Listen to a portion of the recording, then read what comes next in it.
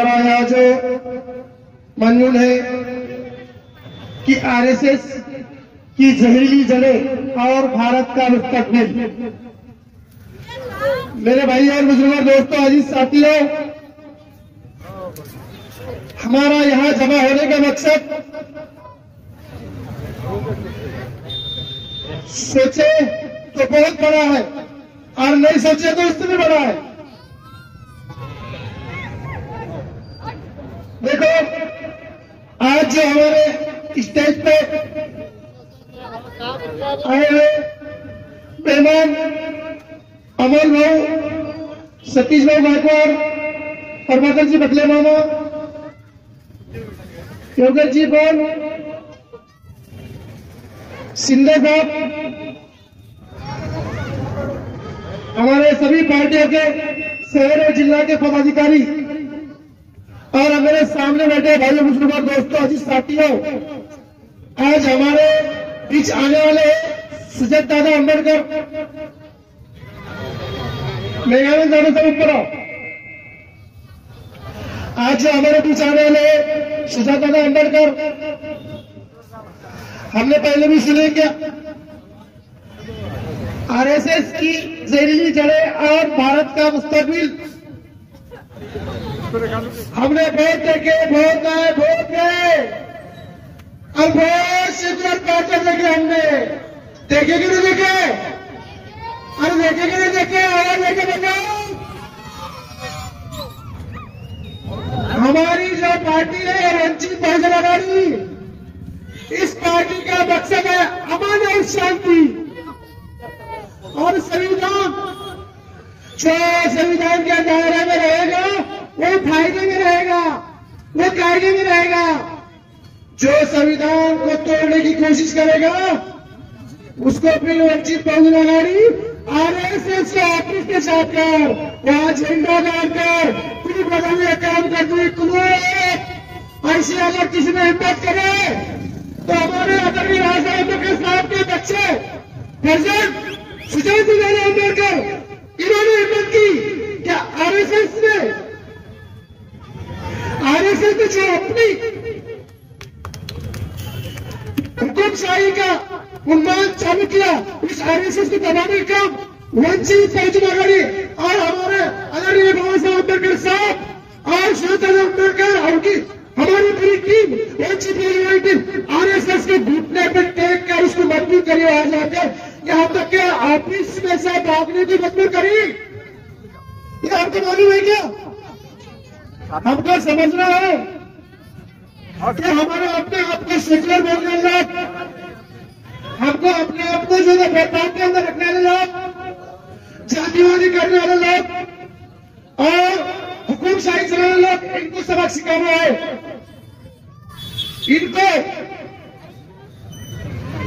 इनको संविधान हमारा तैयब जफर साहब ने बताए, उस दिन मोर्चे के अंदर चार चट्टी वाले है ना, वो चार चट्टी वालों को संविधान मानना ही पड़ेगा और संविधान के दायरे में रहना ही पड़ेगा।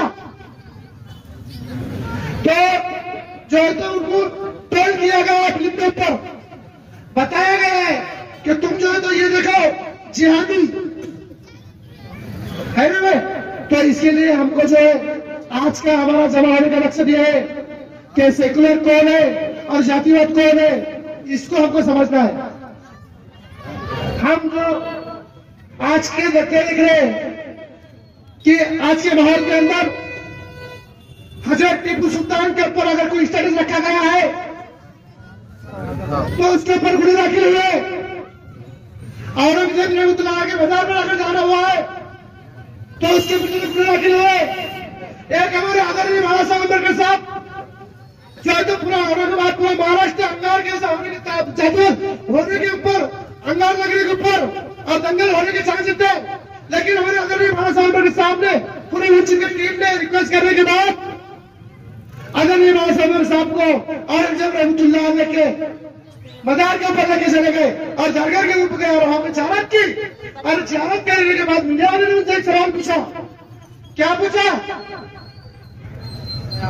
आप जो है तो यहाँ पे आए तो उन्होंने सिला बताया कि अम्बेडकर रहमतुल्लाह इसी मट्टी में जन्मे और इसी मट्टी में दफन हुए, उनका इतिहास को झुठला नहीं सकता। और हजरत टीपू सुल्तान के नाम पर सिस्टम रखा जाता और प्रशासन के लोग जो गुनाह कर रहे थे, तो उस टाइम हमारे जी अम्बेडकर इन्होंने जो बताया कि हम जो थे हमारे मंच पर बाबा साहब के साथ में कैप्टन अम्बेडकर साहब की फोटो, शिवाजी महाराज की फोटो और हजरत टीपू सुल्तान की फोटो रखे, क्या तुम्हारे गांव में जब हमारे परवाह आगे करके बताओ करेंगे करें? हाँ, रेटून बोलेन पर रेटून बोलेन, लक्षात वंचित बहुजन आघाडी आहे, सबके नाच को लगना, वंचित बहुजन आघाडी का नाच को नहीं लगना। अस्सलाम वालेकुम, जय भीम जय वंचित। जिसका नाम है राहुल मकासरे। आपने पिछले दिनों में देखा होगा कि राहुल मकासरे ही वो शख्स है जिन्हें आरएसएस का विरोध किया था और हिंदुस्तान में आरएसएस की चड्डी फाड़ने का काम किया था। मैं ऐसे नौजवान को दावत दूंगा जिसका नाम राहुल मकासरे, वो अपनी बात को रखेंगे। राहुल मकासरे। सबको अस्सलाम वालेकुम, जय भीम जय वंचित। साथियों, आज अपन जिस अवसर पर इस जगह पे जमा हुए हैं, उस अवसर का मकसद है कि आने वाली स्थानिक स्वराज्य संस्था की जो चुनाव होने वाले हैं उस सिलसिले में, और जो अभी पिछले महीने घटना घटी है 24 अक्टूबर को, जो देश में पहली बार हुआ है, आपने कभी देखा नहीं होगा कि वंचित बहुजन आघाड़ी या इस देश की किसी भी पार्टी ने जो देश में केंद्र सरकार स्थापन करती है, राज्य सरकार स्थापन करती है, जिनके पास ईडी है, जिनके पास चुनाव आयोग है, ऐसे सब आयोग के जो खुद को जागीरदार समझते हैं, मालिक समझते हैं, ऐसे व्यक्ति के खिलाफ, ऐसे संगठन के खिलाफ एक में वो पार्टी, एक में वो संगठन खड़ा हुआ है। उस संगठन का नाम है वंचित बहुजन आघाड़ी। साथियों, वंचित बहुजन आघाड़ी एक में ऐसा पक्ष है, ऐसी पार्टी है जो यहाँ के जुल्म के खिलाफ बात करती है, हर एक व्यक्ति के खिलाफ, हर एक व्यक्ति के लिए यहाँ पे बात करती है। अभी हमारे बड़े भाई ने कहा, जो हजरत टीपू सुल्तान साहब थे, उनके स्टेटस रखे जाने पर यहाँ पर प्रशासन गुने दाखिल करता था, परंतु एक में ऐसे शख्स है जिन्होंने टीपू सुल्तान साहब का नाम लिया और ये गुने दाखिल बंद हुए। अपनी अब जिम्मेदारी बनती है कि उनके साथ अपने को ताकत से खड़ा रहना है, उनकी ताकत बढ़ानी है, यहाँ की सरकार उनके हाथ में देनी है। ये अपनी जिम्मेदारी है, ये अपने आने वाले पीढ़ी की जिम्मेदारी है, ये उनके लिए तोहफा होगा। जिम्मेदारी है कि अपने श्रद्धा बाबा साहेब अम्बेडकर, युवा नेता सुजाता अम्बेडकर, इनके हाथों में यहाँ की सरकार देनी है और अपना जो मसीहा है उनको अपने को चुनना है। साथियों, जो घटना 10 अक्टूबर को घटी, उस सिलसिले में मुझे और मेरे साथियों को यहाँ के पुलिस प्रशासन ने जो झूठे मुकदमे हैं मेरे खिलाफ दर्ज किए गए, ये झूठे मुकदमों के खिलाफ कोई बात नहीं किया, किसी ने आवाज नहीं उठाई कि ये झूठे मुकदमे हैं। जो मेरे पार्टी नेता है, जो इस देश के मसीहा है, हर एक आदमी के लिए जो बात करते हैं, उन्होंने मेरी बात यहाँ पे रखी कि राहुल मकासरे और उनके साथियों के ऊपर जो झूठे मुकदमे दाखिल किए हैं वो झूठे हैं। अगर आप वो मुकदमे वापिस नहीं लेते हो तो इस देश के ऊपर जो नागपुर में उनका हेडक्वार्टर है, आरएसएस का जो हेडक्वार्टर है, वहां पे हम बड़ी संख्या में आने वाले हैं। प्रशासन को उन्होंने कुछ टाइम दिया है कि ये मुकदमे आप वापस दो, पर प्रशासन ऐसा कुछ कर नहीं रहा है। इसके लिए जल्दी बाबा साहेब अम्बेडकर ने कुछ रणनीतियां की है, उसके ऊपर अपने को काम करना है। यहां से इस स्टेज से मैं आरएसएस के लोगों को एक चुनौती देना चाहता हूं, आह्वान करना चाहता हूं। अगर आप इस देश के नागरिक हो, अगर आप इस देश का संविधान मानते हो, तो आने वाले 26 नवंबर को जो इस देश का संविधान दिवस, संविधान गौरव दिवस मनाया जाता है, आप अपने कार्यालय में, अपने ऑफिस में संविधान दिवस साजरा करो। इस संविधान दिवस साजरा करने के बाद इस देश के लोगों को लगेगा कि आप इस देश का संविधान मानते हो। वंचित बहुजन आघाड़ी की ओर से मैं आपको चुनौती देता हूं, अगर आप इस देश के नागरिक हो, संविधान मानते हो, तो संविधान दिवस आपने आरएसएस के कार्यालय पे सर संघ चालक मोहन भागवत ने इस दिन की शुभेच्छा देनी चाहिए और संविधान दिन अपने संघ की ओर से यहाँ पे सेलिब्रेट करना चाहिए, शुभेच्छा देना चाहिए। साथियों, अभी सर संघ चालक का आपने स्टेटमेंट देखा कि हमको 100 साल पूरे हो चुके हैं, हमको नोंदनी करने की जरूरत नहीं है, हम अपना हिसाब किताब सब रखते हैं। पर मेरा उनसे ये कहना है कि आप हिसाब किताब रखते हो तो इस देश का कानून है, हमारे युवा नेता ने उनको अभी एक्ट दिया है, जिस एक्ट के तहत अपनी संगठन रजिस्टर होता है।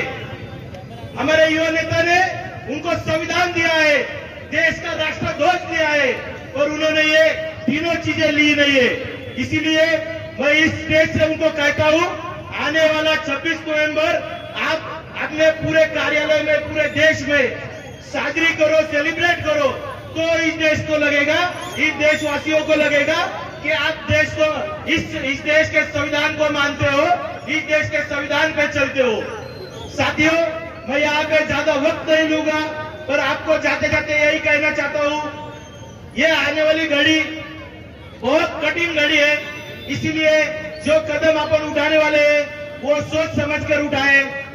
कई नेता आए, कई नेता गए, इस जिले को श्रद्धेय बाबा साहेब अम्बेडकर के 2 शब्दों को वजह से आपने चुन के दिया, हमने चुन के लिया, 1 भी रुपया नहीं लिया। पर वो बेईमान जो जिस तरीके से अपने से हुए हैं, ये सब बातें अपने को याद रखना है और आने वाले चुनाव में श्रद्धेय बाबा साहेब अम्बेडकर, वंचित बहुजन आघाड़ी जो अपने को आदेश देंगी, जो अपने को लोग देंगी, उनको आपको अपनी जिम्मेदारी है कि भारी वोटों से उनको लाना है और इस देश का, इस राज्य का, इस जिले का एक एक सड़क हो, बच्चा हो, रोजगार हो, ये सब सवाल वो अपने को छुड़ा के लाना है। अपन ने देखा आज तक इतने अपन ने वोट किए, पर अभी तक अपने गली में, मोहल्ले में सिर्फ चुनाव के प्रचार में सब आते हैं। चुनाव होने के बाद कोई दिखता नहीं है, सब दिखते हैं दिल्ली में दिखते हैं, पर जनता दरबार आज तक किसी नेता ने लगाया नहीं है।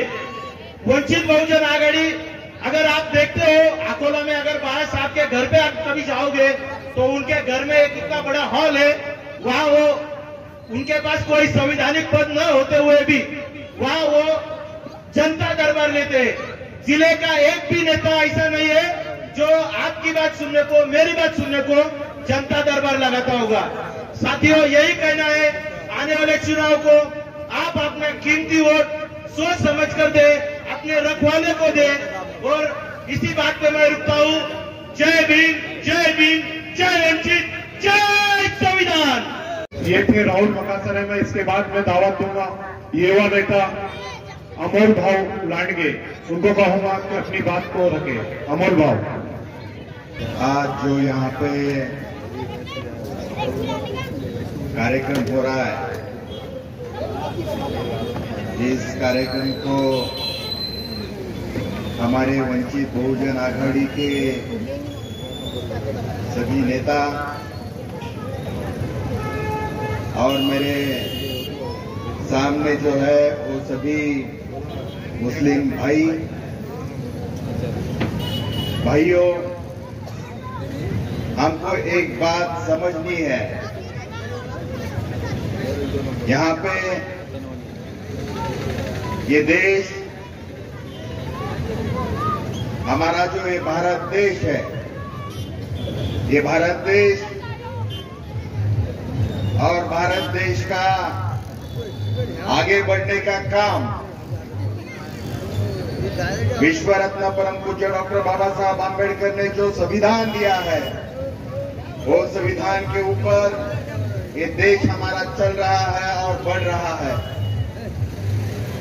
मैं यहाँ के आरएसएस वालों को बात बोलना चाहता हूं कि इस देश में अगर एखादा संगठन चलाना होता है,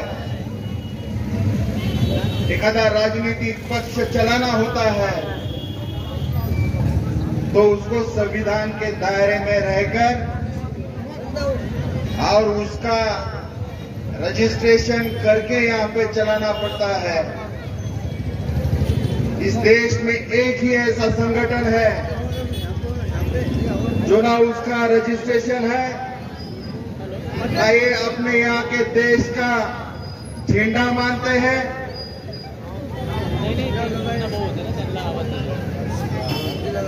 हमारे पार्टी के नेता फारूक अहमद सर अभी मंच पे आए हैं, उनका मैं स्वागत करता हूं। और सम्माननीय निरंजन जी टकले साहब, भाइयों, यहां पे मैं बात कर रहा था कि आरएसएस ऐसा एक संगठन है, ना उसका रजिस्ट्रेशन है, ना ये देश के संविधान को मानता है। मैं उनसे एक बात करना चाहता हूं। आप बोलते हैं कि आप देशभक्त हैं, आप देश को आगे बढ़ाने के लिए यहाँ पे काम करते हैं, तो मैं उनको पूछना चाहता हूं, देश बढ़ाने का एक अच्छा काम आपने कौन सा किया है? इस देश की जनता को आप बताओ। उनके पास काम नहीं है, उनको बताना नहीं आएगा। वो ये संविधान के दायरे में रह के काम नहीं करते। इस देश की जनता उनको पूछती है, आप इतना बड़ा संगठन इस देश में खड़ा कर रहे हो, उसके लिए पैसा लगता होगा, कुछ सामग्री लगती होगी, ये कहां से आ रही है? इस देश की पार्टी भारतीय जनता पार्टी और आरएसएस ये एक गाड़ी के दो पहिए हैं। आरएसएस बोलता है हम देश चलाने के लिए संगठन कर रहे हैं, और इस देश के बीजेपी के जो नेता है, जो पंतप्रधान पद पे यहां पे बैठे हैं, वो बोलते हैं कि सबका साथ और सबका विकास करने के लिए हम इस कुर्सी पे बैठे हैं। मोदी जी ने बड़ी बड़ी सभाओं में कहा सबका साथ सबका विकास। मोदी जी ने कहा कांग्रेस और राष्ट्रवादी कांग्रेस जो सत्ता में थी, उन्होंने देश को खाई में ढकेल दिया, उन्होंने पैसा कमाया, लेकिन देश की प्रगति यहां पे की नहीं। देश की जनता को भी सच लगा। मोदी जी बोले हमको सत्ता में बिठाओ, सबके खाते में 25-25 लाख रुपए देने का काम हम करेंगे। 25 भी बोले हैं, पहले 15 बोले थे, बाद में जोश में आके बोले 25-25 लाख देंगे। देश की जनता को भी सच लगा। कांग्रेस वालों ने, राष्ट्रवादी वालों ने यहाँ पे हमारा पैसा बहुत खाया है। मोदी जी बोल रहे हैं हमारा पैसा स्विस बैंकों में रखा है, वो पैसा मैं लेके आऊंगा और अपने देश की जनता के खाते के ऊपर यहाँ पे डाल दूंगा। देश की जनता को भी सच लगा। ऐसे तो हमारे हाथ में कुछ आ रहा नहीं है। अगर मोदी जी सत्ता में बैठेंगे तो हमारे खाते पे 15 लाख, 20 लाख, 25 लाख रुपए यहाँ पे आ जाएंगे। जनता खुश हो गई। मोदी जी बोले यहाँ के नौजवानों के कंधे के ऊपर हमारा देश चलता है। यहाँ देश की नौजवान जनता को, युवकों को यहाँ पे रोजगार देंगे, नौकरियां देंगे। लोगों को भी सच लगा। कांग्रेस ने दिया नहीं, मोदी जी देंगे। और जनता को सच लगा और मोदी जी को वहां पे सत्ता में बिठाया। मोदी जी सत्ते पे बैठ गए और मोदी जी ने एक काम किया, जो चड्डी पहनते थे उनको पैंट दिला दी, ये रोजगार उनको मिल गया। भाई और बहनों, मैं आपको हाथ जोड़ के विनती करता हूं, यहाँ पे नौजवान हैं, छोटे बच्चे हैं, हमारे बच्चों का भविष्य, अगले आने वाली पीढ़ी का भविष्य पूरा अंधेरे में है। मोदी जी बोल रहे हैं हम देश को बढ़ाएंगे, देश की जनता को खुशहाली में रखेंगे। यहाँ पे खुशहाली नहीं आई, लेकिन मोदी जी के बीजेपी पक्ष के लोगों की खुशहाली यहाँ पे आ गई। उनको रहने के लिए घर नहीं था, उनके पार्टियों को ऑफिस नहीं था। अब हर जिले में बीजेपी का कार्यालय यहाँ पे, पंचतारांकित कार्यालय यहाँ पे बन गए। अरे मोदी जी, आप हमको बोले थे मुझको वोट दो, हम आपको नौकरी देंगे, काम देंगे, आपने ये तो नहीं दिया। लेकिन आपकी पार्टियों के लोगों के लिए बड़े बड़े कार्यालय यहाँ पे खड़े कर दिए, उनके खासदार आमदारों को काम यहाँ पे मिल रहा है। लेकिन ये जनता, आप कुछ तो देंगे, हाथ को काम देंगे, इसलिए आपकी तरफ देख रही है, आपका ध्यान नहीं है। आप झूठे झूठे लंबे लंबे भाषण यहाँ पे देते हैं। मैं आरएसएस वालों को पूछता हूं, मोदी जी सत्ते पे बैठे,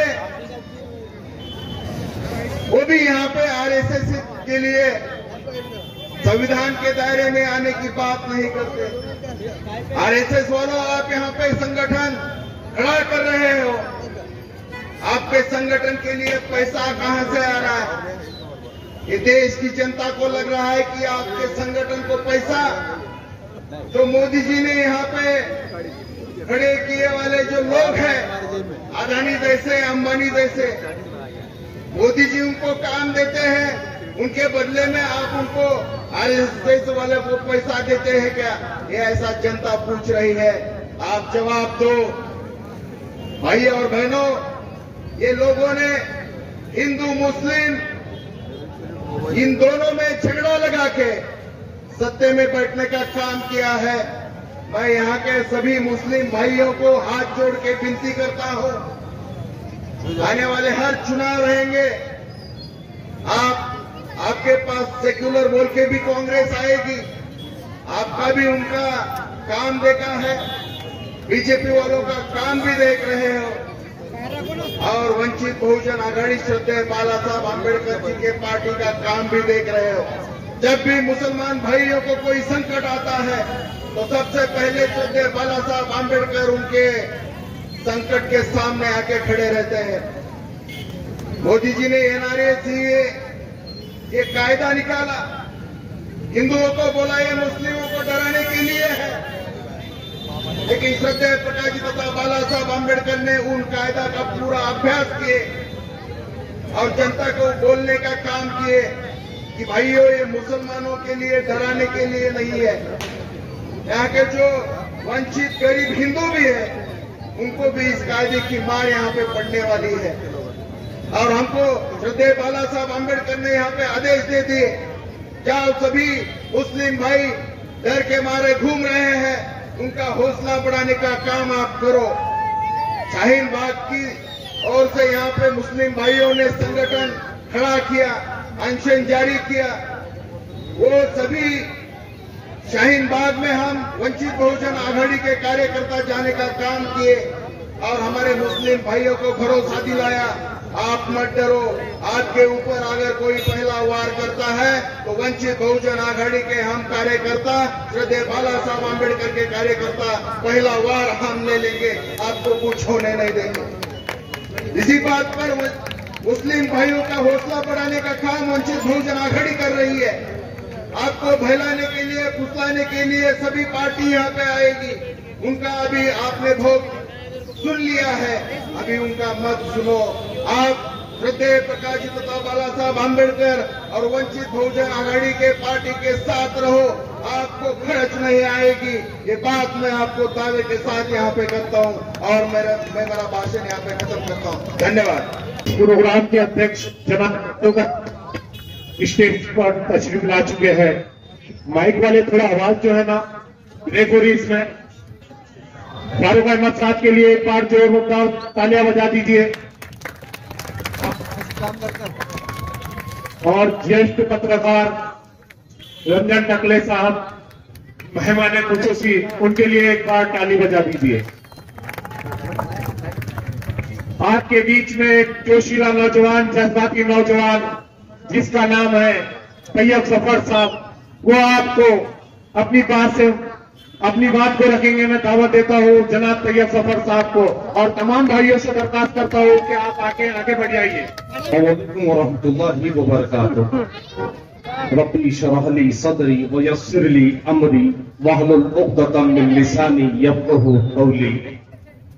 शहनशीन में तशरीफ फरमा वंचित बहुजन अघाड़ी के महाराष्ट्र नायब सदर और नांदेड़ से उठने वाली बेबाक आवाज आली जनाब फारूक अहमद साहब, संघ परिवार, आरएसएस, विश्व हिंदू परिषद और ऐसे नफरतबाज सैकड़ों लोगों के खिलाफ चलने वाली कलम और उठने वाली आवाज आली जनाब टकले साहब, शहर औरंगाबाद से एक ऐसी शख्सियत जिसने इस शहर की राजनीति को हमेशा बदल के बताया, जावेद कुरैशी साहब, वंचित बहुजन अघाड़ी युवा के जिला सदर सतीश भाऊ, तायड़े बापू, वंचित बहुजन अघाड़ी के तमाम जिम्मेदारान, अहदेदारान और मेरे सामने बैठे हुए ये मजमा, अभी हम लोग स्टेज पे है, यहाँ पर बैठ के एक बात चलने लगी है कि ये प्रोग्राम किस महल्ले में है, ये प्रोग्राम कहाँ हो रहा है। मैं इस रहमानिया कॉलोनी में बैठे हुए हर शख्स से कहता हूँ, यहाँ से लेके वहां तक जोरदार तालियों के साथ ये एहसास दिलाए कि ये प्रोग्राम रहमानिया कॉलोनी में हो रहा है। आवाज अभी भी नहीं निकली, ये हमारे महल्ले की आवाज नहीं हो सकती। खामोश मिजाजी तुम्हें जीने नहीं देंगी, इस दौर में जीना है तो कोहराम मचा दो। आपका कोहराम बहुत जरूरी है।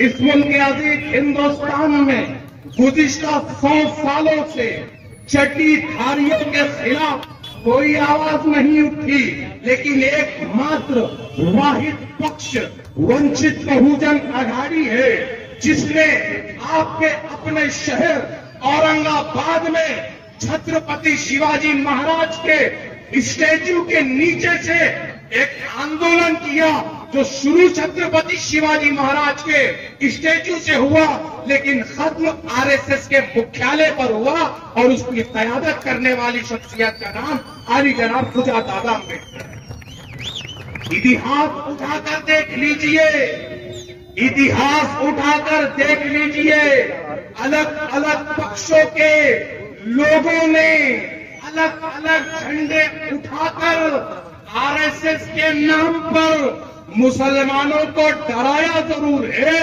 लेकिन उस आरएसएस को घर में बिठाने का काम किसी ने नहीं किया। और ये अगर कोई कर रहा है तो ये वंचित बहुजन अघाड़ी। आप कश्मीर से लेके कन्याकुमारी तक सारे प्रोग्राम उठा लीजिए, मैं किसी एक पक्ष का नाम नहीं लेता, आप किसी भी पक्ष को उठा लीजिए, आप उनके बैनर देख ले और मुझे बताएं कि इस उन्वान के तहत सिवाय वंचित बहुजन अघाड़ी के और किसने हिम्मत की, और ये बताई कि इस देश में अगर कोई जहरीली जड़ें है तो वो आरएसएस की है, और अगर इस देश को संविधान पे बाकी रखना है तो ये जड़ें काटना जरूरी है। मुसलमानों को अलग अलग वक्तों में, अलग अलग केसों में उठाकर डालने वाले और मुसलमानों के खिलाफ, आदिवासियों के खिलाफ, एससी और एसटी के खिलाफ, ओबीसी के खिलाफ, यानी कि इस देश के सारे माइनॉरिटीज के खिलाफ अगर किसी ने षड्यंत्र रचा तो वो आरएसएस है, और उसके खिलाफ अगर कोई आवाज उठी तो वो अंबेडकर परिवार की है, वो वंचित बहुजन अघाड़ी है। और अगर संविधान के नाम पर और अगर बंधुता के नाम पर और अगर इंसानियत के नाम पर मुसलमान अगर अंबेडकर परिवार के साथ नहीं खड़ा तो कल को हमको जवाब देना पड़ेगा कि पहलू खान से लेके गाजरी से लेके बाबरी तक जितने फसादात हुए जिन्होंने किए उनके खिलाफ खड़े रहने वालों के साथ अगर तुम नहीं खड़े तो तुम जवाब दोगे। क्योंकि किसी ने क्या खूब कहा है, जलते घर को देखने वालों फूस का छप्पर आपका है। जलते घर को देखने वालों फूस का छप्पर आपका है। आग के पीछे तेज हवा है, आगे मुकद्दर आपका है। उसके कत्ल पे मैं भी चुप था, मेरा नंबर अब आया। मेरे कत्ल पे आप भी चुप हो, अगला नंबर आपका है। अगर इस वक्त उठकर लड़ा नहीं तो आपको बचाने वाला कोई नहीं होगा। और मैं सियासी लड़ाई की बात कर रहा हूं। ये मुल्क जमहूरियत से चलता है, ये मुल्क डेमोक्रेसी से चलता है और इस मुल्क की लड़ाई इलेक्शन से लड़ी जाती है। और जब इलेक्शन के अंदर आपका वोट सही जगह जाएगा तो वो ऐसी जहरीली जड़ों को काटने का काम करेगा। मैं आपसे आजिज़ाना आदिबाना इल्तिमास करता हूं, दरख्वास्त करता हूं कि हम अपनी आने वाली नस्लों के बारे में सोचे। हम ये सोचे कि हमारे बच्चे एक आजाद मुल्क में आजाद सांस लेने वाले हो। हमारे बच्चों को स्कूल की तालीम नफरतों से आगे जाकर असल तालीम मिले। हमारे बच्चे जब तालीम याफ्ता हो जाए तो उनको नौकरियां मिले और जब वो नौकरियों से रिटायर हो तो उनको पेंशन मिले। ये एक जीवन का सर्कल होता है और ये पूरा का पूरा सर्कल सियासत तय करती है। आपको मैं ये बताता चलूं, इस शहर औरंगाबाद को, इस शहर औरंगाबाद की सियासत को एक मजबूत ताकत देने वाली पक्ष का नाम वंचित बहुजन अघाड़ी है। इस शहर औरंगाबाद को एक मुसलमान खासदार देने वाले शख्स का नाम प्रकाश अंबेडकर है। आपको ये याद रखने की जरूरत है। पूरे महाराष्ट्र में औरंगजेब आलमगीर के नाम से मुसलमानों पर केस दर्ज हुए। एक वाही शख्सियत थी जिसने तमाम काम को छोड़कर खुलदाबाद शरीफ तशरीफ लेकर जाकर औरंगजेब की मजार पर फूल चढ़ाकर ये ऐलान किया कि ये शख्स पहला हिंदुस्तान में हुआ, ये शख्स मरा हिंदुस्तान में, ये शख्स दफन हिंदुस्तान में है। और इस शख्स ने 52 साल इस देश में हुकूमत की है। इसका स्टेटस लगाने पर अगर केस बुक हो सकता है तो मैं अंबेडकर का पोतरा हूं, मुझ पर केस बुक करके बताओ। ये ताकत अंबेडकर परिवार की है, आपको समझना चाहिए। टीपू सुल्तान के नाम पे मसाइल हुए, अंबेडकर परिवार आगे। आरएसएस के खिलाफ अंबेडकर परिवार आगे। मुसलमान और दलितों पर यूएपीए के केसेस लगे, उस केस को लड़ने के लिए अदालत में अंबेडकर परिवार आगे। लेकिन अफसोस, सद अफसोस, यकरंगी झंडे उठाने वालों ने अंबेडकर परिवार के खिलाफ मुसलमानों के बीच में आकर अपने मफाद के खातिर अंबेडकर परिवार को और वंचित बहुजन अघाड़ी को सिर्फ बदनाम करने का काम किया है। लेकिन आप समझदार लोगों का मजमा है और आप ही को समझना होगा कि अगर हम अब नहीं समझे तो कल हमारा मुस्तकबिल अंधेरे में होगा। और अगर मुस्तकबिल को रोशन करना है तो सही क़यादतों के साथ खड़े रहने की जरूरत है। इसी वादे के साथ, इसी उम्मीद के साथ कि आने वाले चुनावों में आप सही क़यादत को चुनेंगे, इस उम्मीद के साथ मैं अपनी बात को खत्म करता हूँ। अल्हम्दुलिल्लाह रब्बिल आलमीन। अब मदीन साहब मेरा नाम ले, उससे पहले ही मैं आ गया यहाँ पर। तो जरूरत नहीं। अजीज तरीन साथियों, अभी आपने हमारे नौजवान शोला बयान मुखर्रिर अली जनाब जो है तैयब जफर साहब को सुना, तो अब मजीद ज्यादा बोलने की इसमें जरूरत नहीं है। लेकिन जो सोच इस मुल्क में पैदा हो रही है और जिस तरीके की वो हरकतें कर रही है, उस सोच को जो बदलने के लिए, उस सोच से लड़ने के लिए जो एक बड़ा नौजवान जो है लीडर जिसका नाम सुजा अम्बेडकर साहब है, वो जो है हमारे बीच में यहां पर आने वाले हैं इंशाअल्लाह करीब। तो वो यहां पर वो लड़ रहे हैं और उनकी लड़ाई के साथ जब यहां क्रांति चौक से मोर्चा निकला था तो मेरे वंचित बहुजन अघाड़ी के साथी कह रहे थे कि मोर्चे में मुसलमानों की तादाद कम थी। हम समझते हैं कि आरएसएस हमारी दुश्मन है, बीजेपी हमारी दुश्मन है, तो हमारे को हमारे अमल से बताना पड़ेगा कि आरएसएस हमारी दुश्मन है या नहीं है, वो हमारी मौत लिंचिंग कर रही है या नहीं कर रही है, हमारे खाने पे उसकी नजर है या नहीं है, हमारे 3 तलाक पे उसकी नजर है या नहीं है, एनआरसी और क्या क्या किस्म के कानून हमारे खिलाफ बना रही है कि नहीं बना रही है। ये सारी चीजों को सोचने के बाद हम इस नतीजे पे पहुंचे हैं कि ऐसी जो तंजीमें हैं जिसकी जहरीली जड़ें, वो जहरीली जड़ें मुल्क के अंदर काफी नुकसान पहुंचा रही है। वो खाली मुसलमानों को तो नहीं, वो दलितों को भी नुकसान पहुंचाने वाली है। उनकी फितरत में है ऊंचाई और नीचाई, उनके पास मसावत नहीं है। तो हम बोलते हैं कि एक ही सफ में खड़े हो गए महमूद आया, ना कोई बंदा रहा ना कोई बंदा नवाज। ये आरएसएस नहीं बोल सकता कभी, क्योंकि उन्होंने जो अमल करे पिछले 4 मध्य प्रदेश के अंदर हमने देखा कि किस किस्म से एक गरीब दलित के ऊपर उन्होंने पेशाब किया। ये क्या इंसानियत सौ हरकतें, इंसानियत सौ हरकतें। वो नीचे के लोगों को समझते ही नहीं है कि वो इंसान है। इसके लिए जंग लड़ने की है और इसके लिए जंग लड़ना है। हो सकता मैं एक शेर बहुत देर से याद करने की कोशिश कर रहा था, बोल रहा मुस्तफा फारूक साहब भी बैठे, शायद ये छूट ना हो, लेकिन आपको ये तय करना पड़ेगा कि आप ये जंग के अंदर, ये जहरीली नफरत के अंदर आप उठेंगे या आप सिर्फ तकरीरें सुनने को आएंगे।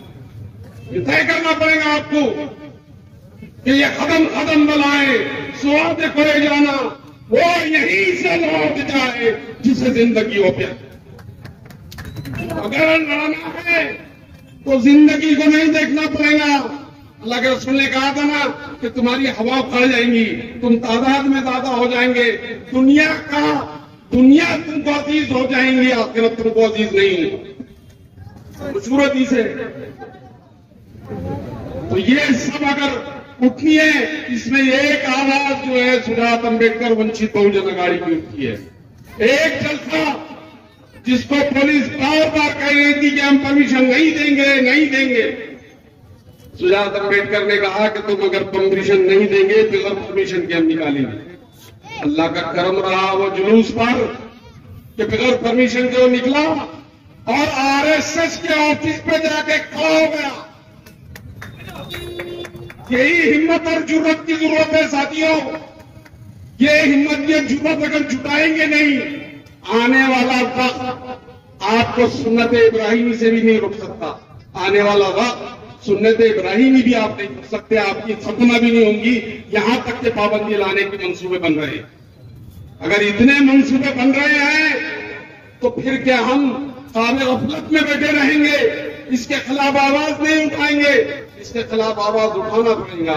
कॉमन सिविल कोड लाने की तैयारियां हैं। इसको कौन रोकेगा? हम ही रोकेंगे। हम समझ रहे हैं कि पार्लियामेंट के अंदर किसी ने अच्छी तकरीर कर दी तो वो हमारा लीडर हो गया। आज वो वक्त नहीं है। आज वो वक्त है कि नंबर तुम्हारे कितने आते हैं पार्लियामेंट के अंदर, तुम उस नंबर तक पहुंच सकते कि अगर तुम्हारे खिलाफ जो कानून बन रहे हैं वो कानून को रोकने के लिए आप ऐसे कितने ही बड़े अच्छे अच्छे लोग जो है पार्लियामेंट के अंदर भेज दिए, बहुत अच्छी तकरीर कर रहे, बहुत अच्छी आवाज उठा रहे। अभी कांग्रेस के हमारे इमरान प्रताप गढ़ी बहुत बातें कर रहे हैं आजकल वहां पर पार्लियामेंट और बहुत सारे लीडर हैं। मैं बोलूंगा तो आप भी बोलेंगे इन्होंने बोल ही दिया, इसलिए मैं बोलता नहीं। लेकिन अच्छी बात करने से मसला हल नहीं होना। जो नंबर हमारे पास है वही नंबर पे फैसला करना पड़ेगा। मुश्तबा फारूक साहब से बहुत बार बहस हुई कि शहर में पार्लियामेंट जीत नहीं सकते हम, लेकिन मुसलमान सुनने को तैयार नहीं। और जब जीते तो किसी का साथ था हमारे पास, वो साथ कहां चले गया? किसकी नजर लग गई उसको? किसने कहा कि मुझको धंधा करना है, साथ नहीं चाहिए तुम्हारा? किसने कहा ये? अजीज साथियों, तो धंधा करने वाले को अब थोड़ा उनको आराम करने की जरूरत है। उनको आराम आप ही दे सकते हैं। अभी कुछ लोगों को आराम दे दिया हमने और आने वाले वक्त में और आराम देंगे, क्योंकि अगर हमने उठते नहीं तो इतने इतने फाटुक तैयार हो जा रहे हैं हमारे खिलाफ बोलने।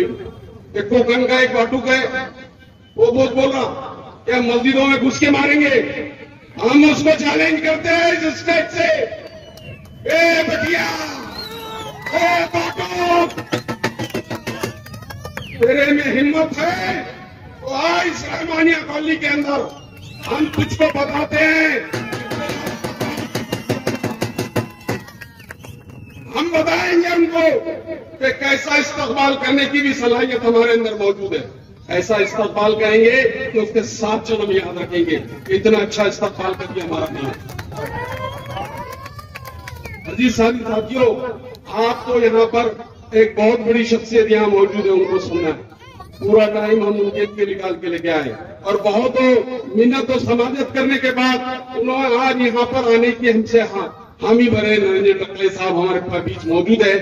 आपको इतनी तफसील से आपके दिमाग की हवाएं उड़ा दी है। आप उनको इत्मीनान से और संजीदगी से सुनिए कि वो आपको इस जहरीली जड़ों को कैसा साफ करना है, कि जहरीली जड़ें आपके अंदर कैसी घुस रही हैं, ये सारी तफसील से बताएंगे। इसलिए मैं ज्यादा वक्त नहीं लेता हूं, अपनी बात खत्म करता हूं। मेरे दोस्तों, मेरे अजीजों, एक ही इल्तमास है कि जहरीली जड़ों को साफ करना है, उसके लिए तैयार होइए। खुदा हाफिज। रूपचंद गाड़ेकर साहब ऊपर आइए स्टेज पर। अब जिस शख्सियत की तरफ हम बढ़ रहे हैं, यकीनन हम लोग ये चाहते हैं कि कोई मीडिया का चेहरा दिखे।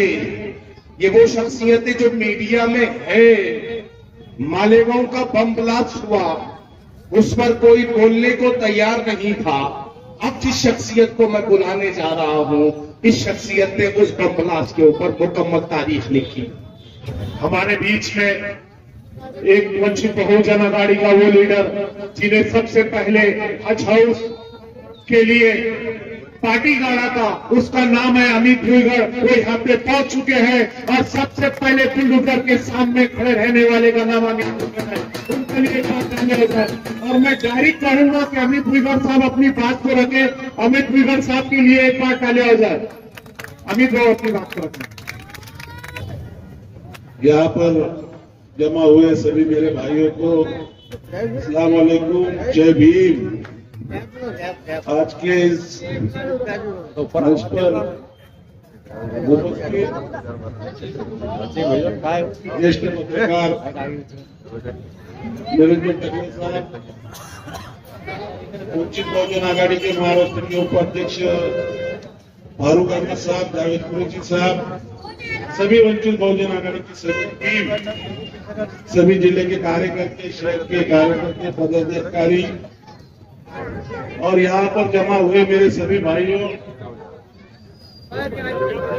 ये हालात इस देश की और महाराष्ट्र की हम सब आंखों से देख रहे हैं कि आरएसएस, बीजेपी किस तरीके से मुसलमानों पे, दलितों पे अत्याचार कर रही है।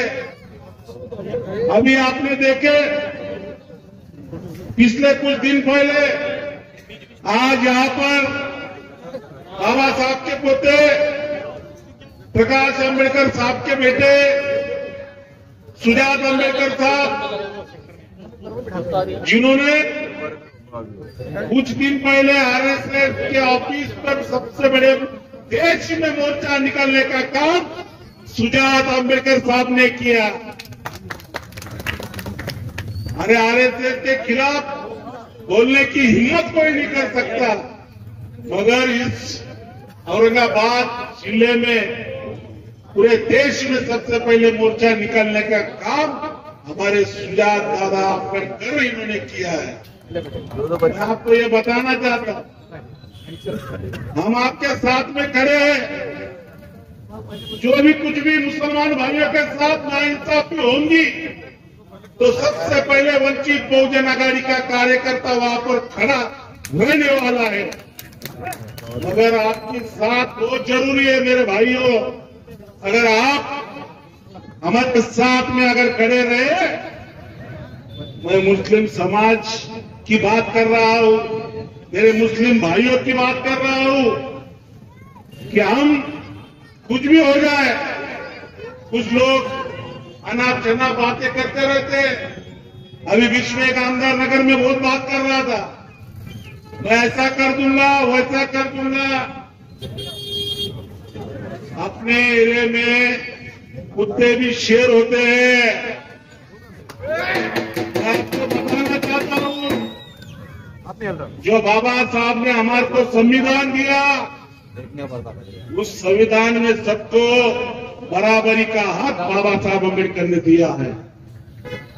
मैं आपको बताना चाहता हूं कि बाबा साहब अम्बेडकर ने जो हमको हक दिया, इन लोगों को भी उतना हक दिया, यहाँ के मुसलमानों को भी उतना हक दिया, दलितों को भी उतना हक दिया है।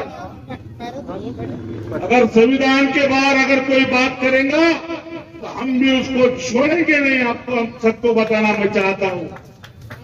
कोई बोलता हम मस्जिद बंद करेंगे, कोई बोलता है कि मुसलमानों के दुकानों पे से सामान मत खरीदे करो त्योहार आने के बाद, दिवाली आने के बाद। ये नाइंसाफी की जो बातें करते हैं, उनको सबसे पहले सबसे आगे दलित समाज के हमारे सब भाई खड़े रहेंगे, वंचित बहुजन आघाड़ी के कार्यकर्ता खड़े रहेंगे। मॉब लिंचिंग के नाम पे हमारे भाइयों को मारा जा रहा है, हमारे भाइयों को वहां पर बहुत तकलीफ देने का काम यहाँ पर कर रहे हैं। मैं आपको बताना चाहता हूँ कि बाबा साहब अम्बेडकर आपके साथ में खड़े हैं, सुजात दादा अम्बेडकर आपके साथ में खड़े हैं। सिर्फ आपकी साथ की जरूरत है। अगर आपका तुम हमारे साथ में पूरे ताकत के साथ खड़े रहे तो हम यहाँ पर आरएसएस बंदो या बीजेपी या आमदार बंदो या खासदार, उसको एक लफ्ज भी हम तेरी बात करने देंगे नहीं। ना इंसाफी करने की कोशिश करी, उसका जवाब ईद का जवाब पत्थर से हम देंगे। यही मैं बात कहता हूँ और रुक जाता हूँ। धन्यवाद, शुक्रिया, जय भीम। इसके बाद में मैं प्रोग्राम के अध्यक्ष जनाब फारूक अहमद साहब को कहूंगा कि अपनी बात को रखे। जनाब फारूक अहमद साहब, अब 2 मिनट आप बात को रख दीजिए। निरंजन टकले साहब, मैं कहूंगा कि निरंजन टकले साहब अपनी बात को रखेंगे।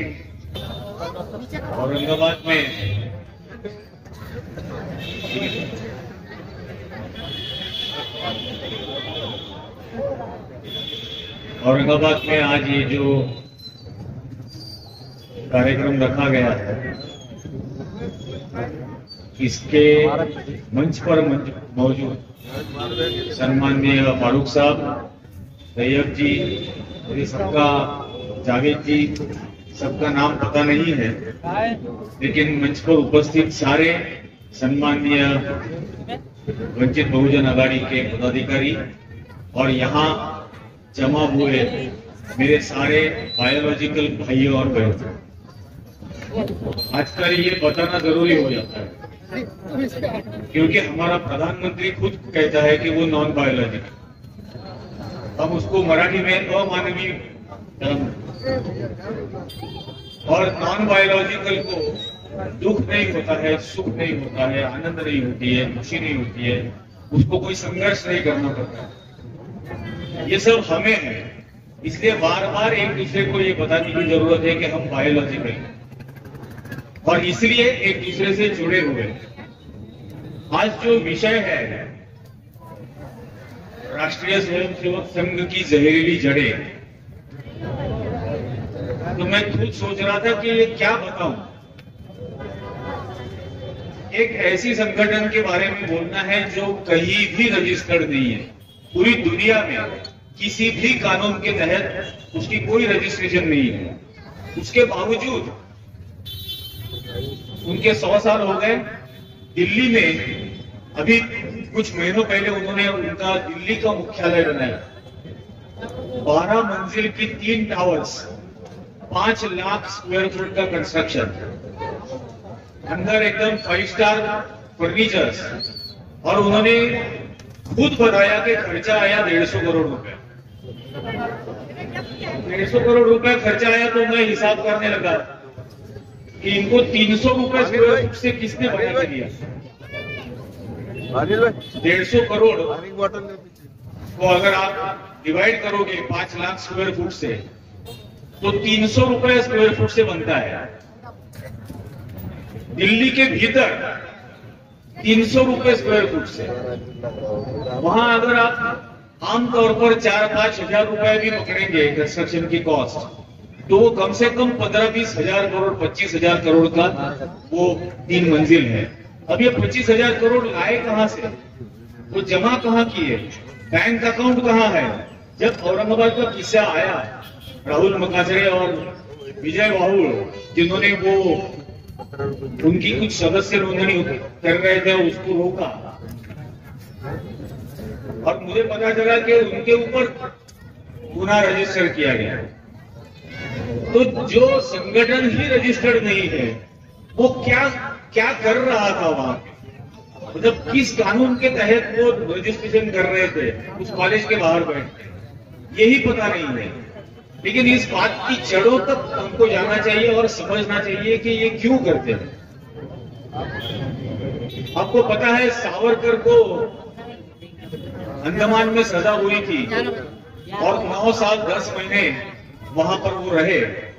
15 बार फर्जी पिटीशन दिया, जिसको मैं दया की भीख मांगी ऐसा कहता हूं, क्योंकि एक बार दिया तो वो एक अर्जी हो गई, 15 बार दिया तो वो दया की भीख मांगी।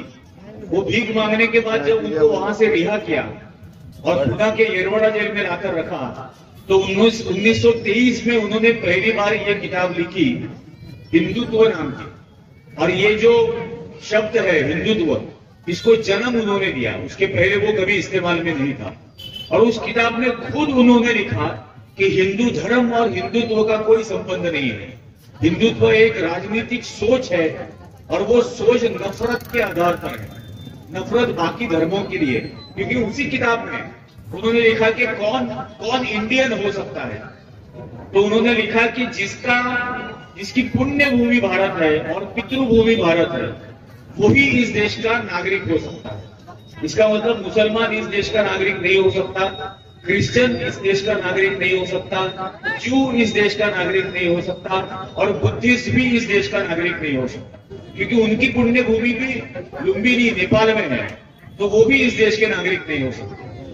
और ये नफरत की बीज 1923 में पहली बार उन्होंने, जिसके आधार पर बाद में 1925 में उनके ही मार्गदर्शन से, उनकी ही सलाह से, उनके भाई के योगदान से संघ की स्थापना हुई 1925 में, नागपुर में हुई। आज भी कई बार लोग सोचते हैं मोदी का क्या करेंगे, शाह का क्या करेंगे, लेकिन मोदी और शाह ये लक्षण है, ये सिम्टम्स है, ये बीमारी नहीं है। बीमारी नागपुर में है और बीमारी का इलाज होना चाहिए, तो अपने आप ये लक्षण दूर हो जाएंगे। तो पहले ये समझना है। और वो उसकी स्थापना हुई 1925 में रत्नागिरी में, जहां सावरकर रहते थे, वहां पर संघ के पहले प्रचारक रत्नागिरी में मुतुराम गोडसे थे, और तब से वो उनके संपर्क में आया। तो ये भी बात हमको याद रखनी है और बतानी भी है बार बार इन सारे लोगों को। मैं पहली बार थोड़ी माफी मांगता हूं क्योंकि मुझे हिंदी में बोलने की आदत नहीं है। आप मुझे मराठी में बोलने के लिए कहो तो मैं बुलेट ट्रेन से भी फास्ट यहाँ पर बात करूं।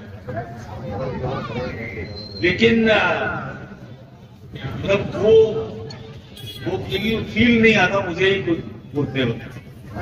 ये थोड़ी दिक्कत है, लेकिन ठीक है। तो ये जब संघ की स्थापना हुई, तो संघ की स्थापना होने के बाद ये भी जानना जरूरी है कि हिंदुओं का संगठन, हिंदुओं की राजनीतिक पार्टी हिंदू महासभा थी, और हिंदू महासभा में सावरकर के भाई, बाद में सावरकर, ये सब थे। हिंदू महासभा की मिलिटेंट विंग ये आरएसएस थी, जहां पर मिलिट्री ट्रेनिंग दिया जाता था, जहां पर डंडा चलाया जाता था, जो कॉन्स्टेबलरी का सबसे बेसिक वेपन है, तो वो उनको सिखाया उस वक्त जाता। देश के किसी भी आंदोलन में इनका ये शामिल नहीं थे, कभी भी नहीं रहे। आज भले वो कहते हैं कि राष्ट्र निर्माण का काम किया 100 साल, लेकिन राष्ट्र निर्माण का काम किया अगर ये 100 साल कह रहे हैं, तो हमें सोचना चाहिए ये आजादी के आंदोलन के खिलाफ थे, ये आजादी के खिलाफ थे, ये इंसानों को आजाद करने के विचार के खिलाफ थे। उसके बाद में ये संविधान के खिलाफ, ये तिरंगे के खिलाफ।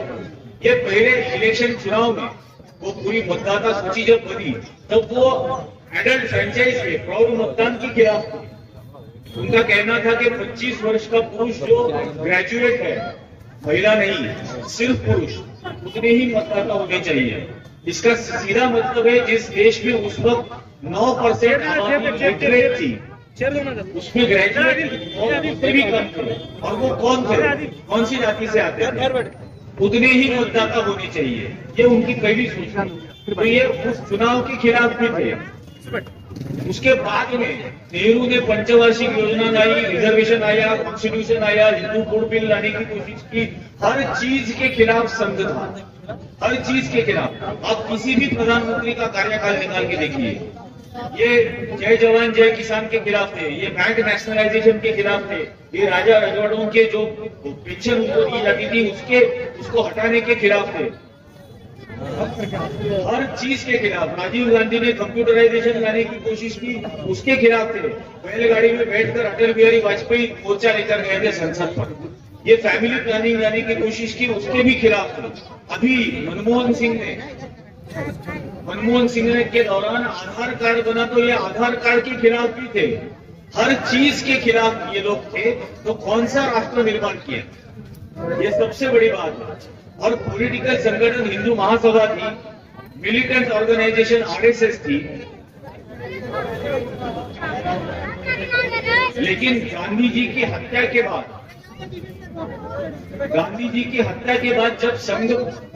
जब हिंदू महासभा बदनाम हो चुकी थी, तब हिंदू महासभा को बंद किया गया और नई पॉलिटिकल पार्टी निकाली गई जनसंघ नाम से।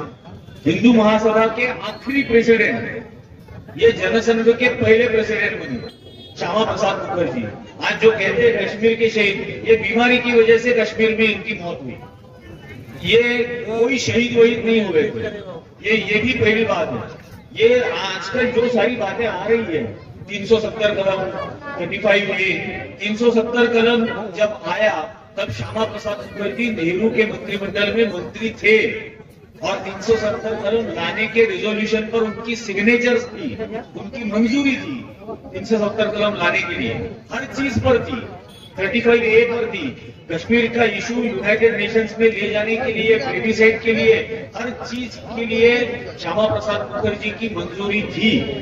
और ये कौन श्यामा प्रसाद मुखर्जी? 1942 में जब क्विट इंडिया आंदोलन चल रहा था, भारत छोड़ो, तब ये श्यामा प्रसाद मुखर्जी बंगाल में मंत्री थे, और इन्होंने अंग्रेज गवर्नर को खत लिखकर बताया था कि 1942 का चले जाओ भारत छोड़ो आंदोलन किस तरह से कुचलना चाहिए, और उस कुचलने के लिए हम मदद करेंगे, इनाम कितना मिलेगा, ये उनको पूछा था। और दूसरी बात, आज ये पाकिस्तान की नफरत के बारे में बोलते हैं। पाकिस्तान का प्रस्ताव सबसे पहले उस हिंदुत्व की किताब में सावरकर ने लिखा 1923 के, जिसमें उन्होंने लिखा कि हिंदू और मुस्लिम एक राष्ट्र हो ही नहीं सकते, ये दो अलग अलग देश है। ये 1923 में लिखा। 1937 में 37 में हिंदू महासभा का अहमदाबाद में जो अधिवेशन हुआ, उस अधिवेशन में सावरकर ने उसको एक ठराव की तरह सम्मत किया कि हिंदू और मुसलमान ये अलग दो देश है। 1940 में मुस्लिम लीग ने लाहौर के उनके अधिवेशन में पाकिस्तान का प्रस्ताव मंजूर किया, जिसको रखा था फजलुल हक ने। फजलुल हक ने वो प्रस्ताव रखा था 1940 में। 1941 में फजलुल हक जब बंगाल के मुख्यमंत्री बने तो सावरकर की हिंदू महासभा उस मंत्रिमंडल में शामिल हुई। श्यामा प्रसाद मुखर्जी हिंदू महासभा के फजलुल हक के मंत्रिमंडल में शामिल हुए। तो पाकिस्तान के खिलाफ अगर इतनी बड़ी नफरत इनकी है तो पाकिस्तान का प्रस्ताव लाने वाले के मंत्रिमंडल में आप गए क्यों? ये सबसे बड़ी बात आती है। तो उसमें ये शामिल हुए। सिर्फ बंगाल में नहीं, सिंध में भी इनकी सरकार थी। आज जो कोएलिशन गवर्नमेंट हम यूपी सरकार बोलते हैं, इस देश में सबसे पहला यूपी सरकार ये मुस्लिम लीग और हिंदू महासभा का था। इस देश का पहला यूपी सरकार ये बंगाल में था, ये सिंध में था, ये नॉर्थ वेस्ट फ्रंटियर प्रोविंस में भी था पाकिस्तान में। ये तीनों जगह पे इनकी यूपी सरकार थी। आज हमको कह रहे हैं नफरत और इस बारे में, पाकिस्तान के बारे में। तो ये इनका इतिहास इसलिए समझना जरूरी है कि ये किस तरह से आए हैं, अभी तक आते रहे हैं। तो ये श्यामा प्रसाद मुखर्जी जो इनाम लिया करते थे, मांगा करते थे, महाराष्ट्र में भी ऐसे कई सारे लोग थे जिनको सातारा और सांगली में क्रांति सिंह नाना पाटिल जो थे, उनके कार्यकर्ताओं ने हिंदू महासभा के कार्यकर्ताओं के हाथ तोड़े थे अंग्रेजों की मुखबिरी करने के लिए। वो मुखबिरी का काम किया करते थे। तो ये इनकी विरासत रही है। 1942 के आंदोलन के वक्त गोलवलकर ने खत लिखे थे पूरे आरएसएस को कि हम इस आंदोलन में शामिल नहीं होंगे, हम अंग्रेजों के खिलाफ नहीं लड़ेंगे। उनकी जो किताब है बंच ऑफ थॉट्स और दूसरी है वी और आवर नेशन वुड डिफाइन। ये इतिहास बताना क्यों जरूरी है? क्योंकि आज जो हो रहा है वो इन्होंने 100 साल पहले लिखा हुआ है। आज जब सीए एनआरसी आता है तो गोलवलकर ने पहले वी और आवर नेशन वुड डिफाइन में लिखा हुआ है कि minorities in this country will have to either assimilate, इस देश के अल्पसंख्यकों को या तो बहुसंख्य हिंदुओं के साथ मिलना पड़ेगा, उनमें शामिल होना पड़ेगा, या तो शामिल होना पड़ेगा, नहीं तो हिंदुओं की दया पर उनको जीना पड़ेगा, उनको कोई अधिकार नहीं। और ये सिर्फ मुसलमानों के बारे में नहीं, ये अल्पसंख्यक, दलित, क्रिश्चियंस, इनके बारे में ये लिखा हुआ है। तो ये 100 साल पहले लिखा है। आज हमको सीए एनआरसी के रूप में वो दिखता है कि आज वो प्रैक्टिकल में ला रहे हैं। ऐसी हर चीज है, इसके पीछे कोई ना कोई। सावरकर जैसे आदमी ने ये लिखा है कि बलात्कार एक राजनीतिक हथियार है, rape is a political weapon, ये उन्होंने लिखा। अब हमको समझ में आता है कि जहां जहां दंगे होते हैं वहां रेप क्यों होते हैं, और रेप के हर क्राइम में ये लोग क्यों मिलते हैं, चाहे वो उन्नाव हो, चाहे वो कठुआ हो, चाहे वो हाथरस हो, चाहे वो बिल्किस बानो का गुजरात की केस हो। तो इसके पीछे एक सोच है और वो सोच देने का काम इन लोगों ने पहले करके रखा है। इसलिए इसको जानना, इसको समझना बहुत जरूरी है। आज जितनी चीजें हम देख रहे हैं, जितनी चीजें आसपास हमारे हो रही है, आप लोग अभी बात कर रहे थे रोजगार देने की। आप किससे उम्मीद कर रहे हो रोजगार देने की? जो आदमी खुद कहता है कि जिंदगी के 35 साल उसने भीख मांगकर खाया, तो जिसने अपनी मेहनत की कमाई से खुद का पेट नहीं भरा, अपने माँ बाप का पेट नहीं भरा, वो आपको रोजगार देगा? वो खुद कहता है कि बिहार के बच्चों को भाजपा की नीति की वजह से वो रील बना रहे हैं। पहले कह रहा था पकौड़े बनाओ, फिर आप कह रहे रील बना रहे। इस देश के हर प्रधानमंत्री ने इस देश के युवाओं को देश के प्रगति में एक भूमिका दी थी, निभाने के लिए एक रोल दिया था। चाहे वो पंडित नेहरू की सरकार हो, जहां पर शिक्षा का एक गरीब देश मुफ्त में शिक्षा दे रहा था और बच्चों में, लड़कों में, युवाओं में एक महत्वाकांक्षा पैदा कर रहा था कि पढ़ोगे लिखोगे तो बनोगे नवाब। ये उस वक्त का नारा था। जमाना देखो, पढ़ोगे लिखोगे तो बनोगे नवाब, ये उस वक्त का नारा था। आज क्या है? बटेंगे तो बटेंगे। हम कहां से कहां आए हैं ये सोचो। उसके बाद बैंक नेशनलाइजेशन हुआ, इस देश के युवाओं को बैंक से लोन मिलना शुरू हो गया। मुझे ऐसे कई लोग मालूम है मेरे शहर में, नासिक में, जो हॉकर थे लेकिन बैंक ने लोन दिया, आज वो इंडस्ट्रियलिस्ट बने हैं, 100-100 करोड़ का उनका इंडस्ट्री है। वहां पर हर प्रधानमंत्री ने इस देश के युवाओं को कोई ना कोई भूमिका दी थी निभाने के लिए देश की प्रगति में। हमें 11 साल में इस देश के युवाओं को क्या मिला है? क्या मिला है? जिन बच्चों के हाथ में एक डिग्री होनी चाहिए, अपॉइंटमेंट लेटर होना चाहिए, एक एम्बिशन होनी चाहिए कि हाँ मैं मेरी अपनी खुद की प्रगति करूंगा, उस बच्चों के हाथ में आज कावड़ है, वो कावड़ लेके घूम रहे, किसी के ऊपर पत्थर मार रहे। ये भारत है 2025 का। पिछले 11 सालों में आपको पता भी नहीं होगा शायद, लेकिन महाराष्ट्र में 66,000 स्कूल्स बंद किए गवर्नमेंट ने, 66,000, और ये कहकर बंद किए कि उस स्कूलों में बच्चों की संख्या कम थी और स्कूल चालू रखेंगे तो 2,000 करोड़ रुपए का खर्चा आएगा। 2,000 करोड़ रुपए का खर्चा उठाने के लिए सरकार तैयार नहीं, इसलिए 66,000 स्कूलों में कम से कम 66 लाख बच्चे ये पढ़ाई से दूर किए गए।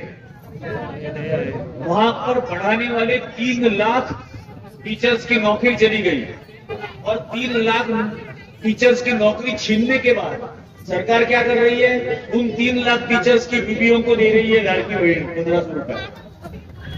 अरे उसके पति की नौकरी छीन ली तुमने। इन बच्चों और गवर्नमेंट के स्कूल्स में कौन पढ़ने जाता है?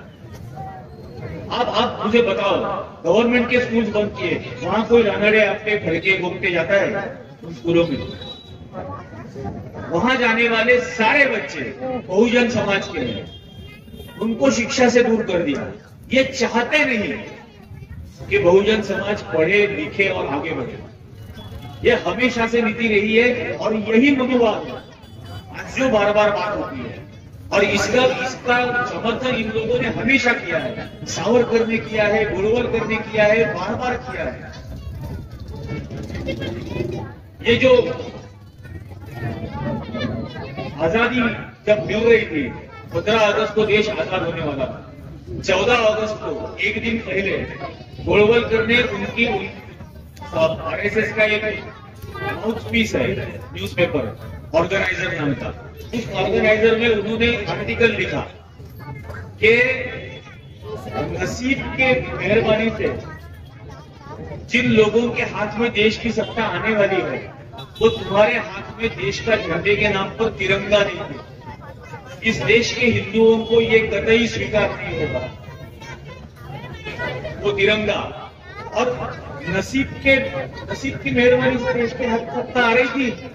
उन लोगों का इस देश के आजादी के आंदोलन में योगदान था, इसलिए उनके पास देश की सत्ता आ रही थी। लेकिन इन्होंने उस दिन तिरंगे को नकारा। 26 जनवरी को जब संविधान आया, 26 जनवरी को जब संविधान आया, तो उस वक्त उन्होंने ऑर्गेनाइजर में फिर से लिखा कि नेहरू और अंबेडकर कहते हैं कि संघ इस देश को 200 साल पीछे ले जाना चाहता है, लेकिन मैं गोलवलकर ये बताना चाहता हूं कि संघ इस देश को 200 साल नहीं 2000 साल पीछे ले जाना चाहता है। ये उन्होंने लिखा हुआ है 2000 साल पहले। 2000 साल पहले मतलब कहाँ? मनुवाद के जमाने में। और वो कहते थे कि इस देश को इस संविधान की जरूरत नहीं है, मनुस्मृति ही इस देश की संस्कृति है, मनुस्मृति ही इस देश का संविधान हो सकता है। ये लिखा है, इसकी सबूत है। और आज हर तरह से इस मनुस्मृति को लाने की कोशिश की जा रही है, ये हम आंखों से देख रहे हैं। इस देश की जुडिशियरी, इस देश की न्याय व्यवस्था उस तरह से बात करने लगी है, आपको यकीन नहीं होगा। इलाहाबाद में, जिसका नाम इन्होंने बदल दिया, लेकिन इलाहाबाद हाईकोर्ट है, तो इलाहाबाद हाईकोर्ट में एक रेप की केस आई। और रेप की केस आई, उस लड़की ने ये कहा था कि इस शख्स ने मुझे शादी करने का वादा किया था, मुझसे संबंध रखे 3 साल तक, आज कह रहा है कि मैं इससे शादी नहीं करूंगा। उस हाईकोर्ट के जज ने उस लड़के को पूछा क्यों नहीं कर रहा है, लड़के ने बोला इसकी कुंडली में मंगल है। तो उस जज ने क्या किया, उस जज ने उस कुंडली को लखनऊ विद्यापीठ के ज्योतिष विभाग को भेजा और पूछा कि क्या वाकई इसकी कुंडली में मंगल है। समीर दवे नाम के हाईकोर्ट के जज है गुजरात में, उनके पास भी इस किस्म की केस आई, नाबालिग बच्ची थी, रेप की केस आई। उस लड़की को बुलाकर समीर दवे कहता है कि ये तो बर्दाश्त करना पड़ेगा, तुम मनुस्मृति पढ़ लो, इससे ज्यादा औरतों को बर्दाश्त करना पड़ता है। ये अहमदाबाद हाईकोर्ट का जज कहता है। अभी शुरुआत में मैंने कहा कि औरंगाबाद की इस प्रोग्राम में मुझे बहुत बार लोग बोलते हैं कि औरंगाबाद की, मैं बोला जिस दिन अहमदाबाद का नाम बदलोगे तो अपने इसका नाम अलग दूंगा। 25 साल मोदी वहां है, 13 साल गुजरात का मुख्यमंत्री रहा, उसके साथ 12 साल अभी हमारे सिर पर, पूरे देश के सिर पर बैठा हुआ। 25 साल में अहमदाबाद का नाम नहीं बदला, और हमारे यहाँ विकास के नाम पर सिर्फ शहरों के नाम बदले जाते हैं। इसके अलावा उनकी सोच में दूसरा कुछ नहीं। जिस काम से नफरत बढ़ सकती है वो हर काम किया जाए, और ये बार बार हम देख रहे हैं। और झूठा इतिहास लोगों के सामने लाएंगे, वो फिल्में बनाएंगे। अभी आई थी ना एक फिल्म सावरकर के ऊपर, भगत सिंह जाते हैं सावरकर के पास कि आपकी किताब का मैं संस्करण हिंदी में करना चाहता हूँ, ट्रांसलेशन तुम्हारी किताब का। अब सावरकर की किताब जब आई 1909 में, तब 2 साल के भगत सिंह अपनी माँ की गोद में खेल रहे थे, उनको अपनी मातृभाषा भी नहीं आती थी। तब ये कह रहे कि भगत सिंह गए थे हिंदी में ट्रांसलेशन करने उनके पास। लेकिन झूठा इतिहास बार बार इस तरह से सामने लाया जाएगा और गुमराह करने की कोशिश की जाएगी, ये हो रहा है। और इसके लिए पूरा मीडिया भी आज इसके लिए जिम्मेदार है। आप जो देख रहे हो, और इसलिए मैं हर बार कहता हूं कि रैशनैलिटी, विवेक की जरूरत क्यों है। आपने कई बार देखा है ना पूरे देश में, ज्ञानव्यापी का मसला चल रहा था, उसके बाद और एक जगह पर यूपी में चला, इस मस्जिद के नीचे क्या है, उस मतलब 12 साल 14-13 साल पहले ये देश चांद पर पानी ढूंढ रहा था। आज मस्जिद के नीचे क्या है, मंदिर के नीचे क्या है, ये ढूंढा जा रहा है। उस वक्त ज्ञानव्यापी का मसला जब हुआ, चंद्रचूड़ चीफ जस्टिस थे, मैंने चंद्रचूड़ को खत लिखा था। मैंने ये लिखा था कि मैंने महाभारत पढ़ी है, और महाभारत में दिल्ली का नाम हस्तिनापुर था, और कौरवों ने जब पांडवों को हराया, तो पांडवों ने जब कौरवों को हराया, तो हराने के बाद पांडवों ने हस्तिनापुर में श्री कृष्ण के भव्य मंदिर का निर्माण किया। और मेरी जानकारी के हिसाब से वो श्री कृष्ण का भव्य मंदिर आज सुप्रीम कोर्ट के नीचे है, खुदाई करने की परमिशन दो। ये बेवकूफी की हद है, लेकिन इस तरह से इनको रोकना जरूरी है।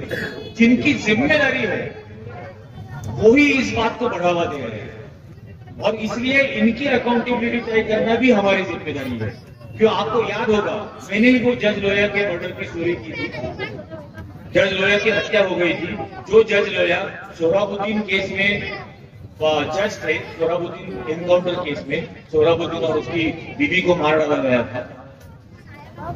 उस जज की हत्या करने के बाद इस देश के सुप्रीम कोर्ट के 4 जजेस थे 12 जनवरी 2018 को बाहर आकर प्रेस कॉन्फ्रेंस करके कहा था कि न्याय व्यवस्था में बहुत गड़बड़ी है, इसलिए हम अब जनता की अदालत में आए हैं।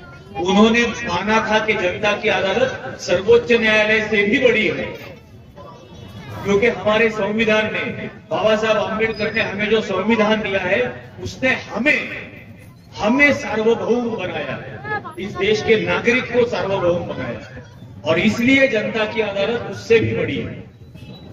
इसलिए उनको सवाल पूछना हमारी जिम्मेदारी है। आप अपने आप को पूछो, क्या हम सवाल पूछ रहे हैं? ये जिम्मेदारी सबसे बड़ी है मीडिया की, इन सबकी अकाउंटेबिलिटी तय करना। लेकिन आज मीडिया की हालत क्या है ये भी आप देख रहे हैं। अगर गलती से मोदी के जूते पर अगर जहर गिर गया तो दूसरे दिन मरे हुए 100 पत्रकार मिलेंगे, 100 पत्रकार मिलेंगे। ये आज देश में मीडिया की हालत हो गई है और ऐसे हालत में मीडिया को सवाल पूछना भी हमारी जिम्मेदारी है। और इसका एक उदाहरण मैं देता हूं। ये जो सुदर्शन चैनल वाला है वो चौहान के, उसकी हमारे यहाँ नासिक में सभा होने वाली थी। 200-250 होर्डिंग लगा दिए थे और वो 250 होर्डिंग लगा दिए। मैंने पहले पुलिस कमिश्नर को खत दिया कि आप इसको इजाजत मत दो। इजाजत अगर दी और उसने अगर किसी भी धर्म के खिलाफ कुछ भी बोला तो मैं आपके ऊपर पुलिस केस करूंगा, क्रिमिनल केस करूंगा। और उसके बाद नासिक के हर न्यूज़पेपर के ऑफिस में मैं गया और उनके संपादक को मिलकर कहा कि आपने इसकी सभा का एक लाइन भी अगर आपने पब्लिश की तो मैं आपके ऑफिस में आपके चेहरे पर तारीफ पूछूंगा। आप यकीन नहीं करोगे, पुलिस ने भी उसको वार्निंग दी। 3 मिनट उसकी सभा हुई, 3 मिनट उसने भाषण किया और किसी ने भी उस सभा को कवर नहीं किया। ये हो सकता है, ये तभी हो सकता है जब इनके ऊपर हमारा अंकुश होगा। आप गलत खबरें मत दो, आप झूठी खबरें मत दो, आप नफरत फैलाने वाली खबरें मत दो। और इस देश के नागरिक का ये संवैधानिक कर्तव्य है, ड्यूटी है कि धार्मिक सौहार्दता बनी रहे, साइंटिफिक माइंडसेट को बढ़ावा दिया जाए। हमारा देश का प्रधानमंत्री ही ये बात नहीं मानता, लेकिन आज तक उसके खिलाफ कोई केस नहीं हुआ। आज तक उसके खिलाफ कोई केस नहीं हुआ। और जो जिस किस्म का समाज बनाने जा रहे हैं, आप यकीन करो, नरेंद्र मोदी खुद अपने भाषण में कहता है कि गणपति प्लास्टिक सर्जरी है। जब बेवकूफी ऊपर से शुरू होती है तो नीचे को ओढ़ लग जाती है, रेस लग जाती है। बेवकूफ एक दूसरे को उससे ज्यादा बेवकूफ मैं हूं साबित करने। और फिर शुरू हो गया, गाय के गोमूत्र में सोना है, गोबर से यूरेनियम पास नहीं होता है। फिर वो राजस्थान बीजेपी का आदमी बोला कि सोलर पैनल का इस्तेमाल बढ़ने की वजह से सूरज ठंडा होगा। उसका बाद गया था सूरज का टेम्परेचर कितनी थी। लेकिन हमें सोचना है कि इनको अगर इस तरह से बेवकूफों की नस्ल तैयार करनी है तो क्या हम इसमें शामिल होंगे, और अगर नहीं होंगे तो हमें क्या करना चाहिए ये भी हमें तय करना।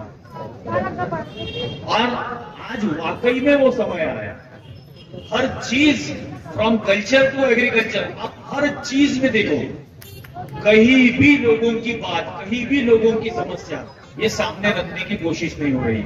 अभी मेरे पास 2 कागज है। मेरा यूट्यूब चैनल है जहां पर मैं संघ के खिलाफ बहुत एपिसोड करते रहता हूँ और इस साल तो मैं 100 वीडियोस करने वाला हूँ क्योंकि उनके 100 साल पूरे।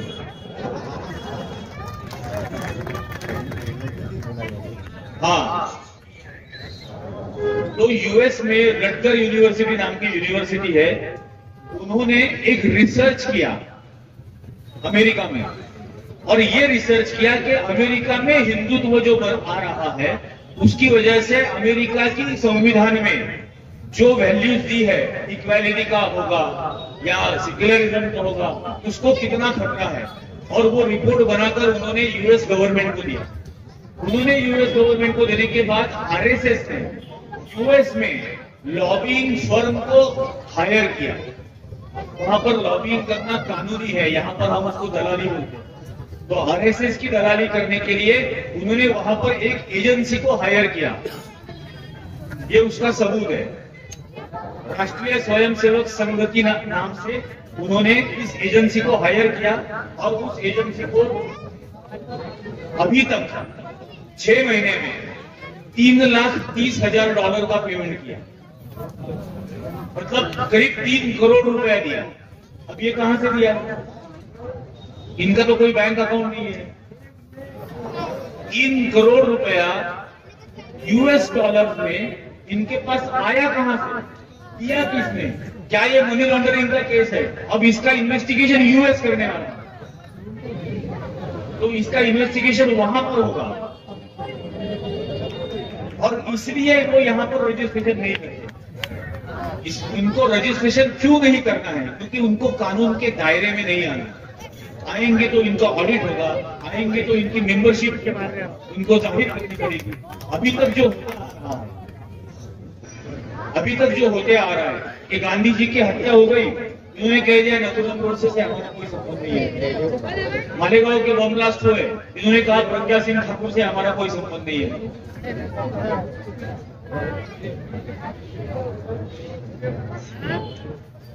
तो ये हमेशा कहेंगे कि इनसे हमारा संबंध नहीं है। अगर कानून के दायरे में आ गए तो इनको इनकी मेंबरशिप डिक्लेयर करनी पड़ेगी और फिर ये झुंझला नहीं सकेंगे कि इनका हमारा संबंध नहीं, उनका हमारा संबंध नहीं। और हर चीज को आप देखिए, बांग्लादेश में जो हुआ उसके खिलाफ यहां पर हिंदू आक्रोश मोर्चा बनाया गया। नासिक में हुआ, शायद यहां भी हुआ होगा। हर जगह पे महाराष्ट्र में जो बांग्लादेश में हो रहा है उसके खिलाफ मुझे समझ में नहीं आ रहा था। उस वक्त भी मैं ये बात कह रहा था कि यहां लखीमपुर खीरी में, उत्तर प्रदेश में, आप सबने पढ़ा होगा, लखीमपुर खीरी में भाजपा के एक मंत्री के बेटे ने अपनी थार जीप के नीचे 5 किसानों को कुचलकर मारा। तब यह कहा गया कि उसके पिता ने उससे इस्तीफा देना चाहिए, क्योंकि जब तक वो मंत्री बना रहा है तब तक बेटे की जांच ये निष्पक्ष तरीके से नहीं होगी। तब ये लोग कह रहे थे, संघ के लोग कह रहे थे कि बेटे ने जो किया उससे बाप का संबंध नहीं है।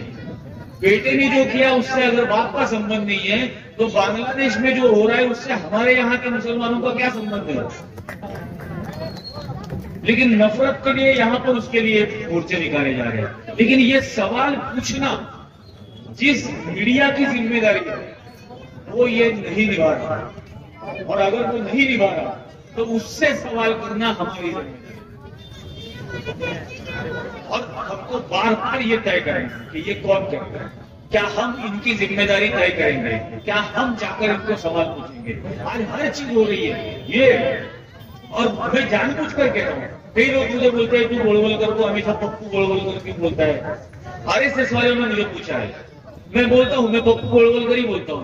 मैं उनको पूछा आप क्या बोलते हो, बोले परम पूज्य। बोले शॉर्ट फॉर्म कर दिया मैंने, आप जो बोलते हैं उसका मैंने शॉर्ट फॉर्म किया तो पप्पू गोलवलकर। ये और ये स्ट्रैटेजी जान लो। मैं पप्पू गोलवलकर बोलता हूँ। भागवत को मैं गुरांचा डॉक्टर हूँ, नागपूरचा गुरांचा डॉक्टर। हे नॉन बायोलॉजिकल तर आहेच आहे, अमानवी। जो तडीपार आहे तो तडीपारच आहे, तडीपारच म्हटलं पाहिजे ना। हिस्टोरिकल ट्रूथ है, ये ऐतिहासिक सत्य है कि वो शख्स तड़ीपार हुआ था और वो तड़ीपार उस कुर्सी में बैठा है जिस कुर्सी में वल्लभ भाई पटेल बैठा करते थे। ये हमारी डिग्रेडेशन है, इस देश के संविधान का वो अपमान है कि वो उस कुर्सी में बैठा हुआ और वो कहता है कि बाबा साहब अम्बेडकर का नाम लेना ये फैशन हो गया है। अब तड़ीपार ये समझ ही नहीं पाएगा कि वो फैशन नहीं, वो पैशन है। हम कहेंगे वो एक जो सिग्नेचर है, उस एक सिग्नेचर ने इस देश के करोड़ों का नसीब बदल दिया, करोड़ों का भाग्य बदल दिया। B.R. अम्बेडकर अगर वो है तो है, हम कहेंगे हम है। तुम अगर मनुस्मृति कहते हो तो हम संविधान को भीम स्मृति कहेंगे, और उस भीम स्मृति के लिए हम हमारी जान भी दांव पे लगाएंगे। क्योंकि मैं कई बार मुझे लोग पूछते हैं कि तेरी जर्नलिज्म खत्म हो गई, अब तू जगह जगह जाकर ये भाषण क्यों देते रहते हैं। उसकी वजह है क्योंकि मेरी परवरिश जिस घर में हुई, मेरी परवरिश जिस समाज में हुई, वो एक डेमोक्रेटिक समाज था, वो एक सेक्युलर समाज था, वो एक धर्मनिरपेक्ष जात निरपेक्ष समाज था, वो एक निर्भय समाज था। और मुझे वो माहौल मिला क्योंकि मेरे बाप दादाओं ने उसके लिए कीमत चुकाई थी आजादी के आंदोलन में हिस्सा लेकर। आज अगर मैं चाहता हूं कि मेरे बच्ची को वही माहौल मिले जो बेखौफ हो, निर्भय हो, निडर हो, जो सेक्युलर हो, तो उसके लिए मुझे कीमत चुकाने के लिए तैयार होना पड़ेगा। और वो चुकाने के लिए मैं हर जगह जाके बात करता हूं, हर जगह, और मुझे कोई प्रॉब्लम नहीं ये बात करने में। आज जो हो रहा है इसके बारे में सोचो। मुझे यूएस में ये नॉन बायोलॉजिकल जो बाइडेन ने बुलाया था 23 जून 2023 को वहां व्हाइट हाउस में, तब अमेरिका के 75 सीनेटर्स ने मुझे बुलाया था और व्हाइट हाउस के सामने हम प्रोटेस्ट कर रहे थे। व्हाइट हाउस के सामने में इसके खिलाफ भाषण दे रहा था। वहां पर वो आज तक की रिपोर्टर आ गई दौड़ते हुए। आपने देखा क्या मोदी जी ने बाइडेन की बीबी को हीरा दिया? आपने खुद की बीबी को तो जीरा भी नहीं दिया, और ये हीरा भी मेरे ही पैसे से दे रही है। टैक्स पेयर मैं हूं, ये तो भीख मंगा है, खुद कहता है टैक्स पेयर के पैसे से हीरा दे रहा है। लेकिन ये जो सच है ये बताना जरूरी है। आज मेरा एक इंटरव्यू हुआ, वहां भी मैंने उसको यही बोला, मेरी किताब के ऊपर भी ये लिखा है, सच बताना और शैतान को शर्मिंदा करना यही जर्नलिज्म है, यही पत्रकारिता है। और अगर वो नहीं कर रहे तो उनको बार बार इस बात की याद दिलाना भी जरूरी है। ये जो नागपुर का मैं बोलता हूं जानवरों का डॉक्टर, ये जानवरों का डॉक्टर बोल रहे हैं आरएसएस की रजिस्ट्रेशन क्यों नहीं हुई, हिंदू धर्म में रजिस्टर्ड नहीं। अरे तो आरएसएस को हिंदू धर्म के बराबर सोच रहा है? इतने 75-100 साल तुम्हारे हो गए, 100 साल में होने के बाद भी तुम माइनॉरिटी में हो। इस देश के 30% लोग भी तुमको वोट देते हैं, 30% ही, और 30% में से भी 15% ऐसे जो बहकावे में आए। तुम्हारे असली लोग सिर्फ 15% ही है। आज भी 85% लोग इस देश के तुम्हारे खिलाफ है, और तुम अपने आप को एक धर्म के पैरेलल देखना चाहते हो। मैं इनको लो आईक्यू बुलडोजर कहता हूं, और जानबूझ के कहता हूं, क्योंकि है लो आईक्यू, मंद बुद्धि, वाकई में मंद बुद्धि है। और ये बार बार साबित करते हैं। अभी आपको मैंने कागज दिखाया, जिस दिन मोहन भागवत ने ये कहा कि हिंदू धर्म भी रजिस्टर्ड नहीं है, उसके दूसरे दिन ये यूनाइटेड स्टेट्स का डॉक्यूमेंट बाहर सामने आ गया कि इन लोगों ने 3,30,000 वहां पर दिए। तुमने ऐसा कौन सा गोबर खाया है कि तुमको दलाली करने के लिए, अमेरिकन सरकार के पास दलाली करने के लिए 3 करोड़ रुपया देना पड़ता? ऐसा क्या किया है? इसकी क्यों जरूरत आई है?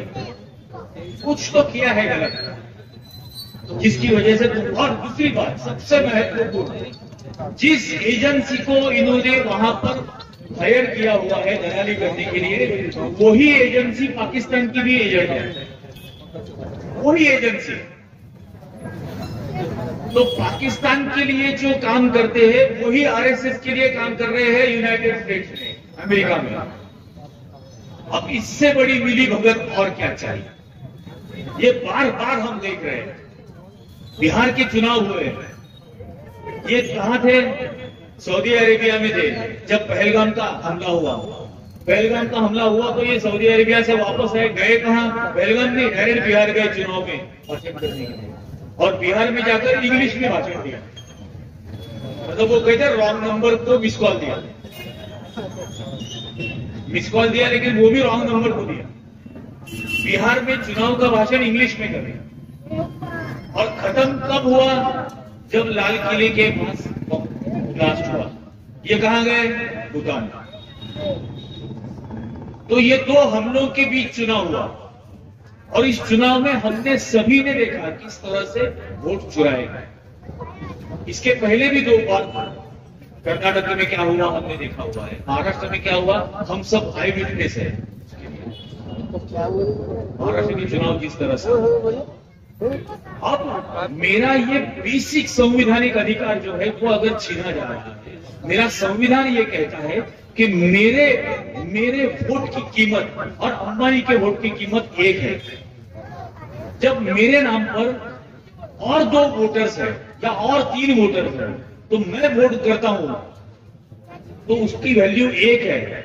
जब मैंने जिस पार्टी को वोट किया उसके खिलाफ अगर कोई बीजेपी को वोट करता है मेरे ही नाम पर तो मेरे वोट की वैल्यू हो गई 0,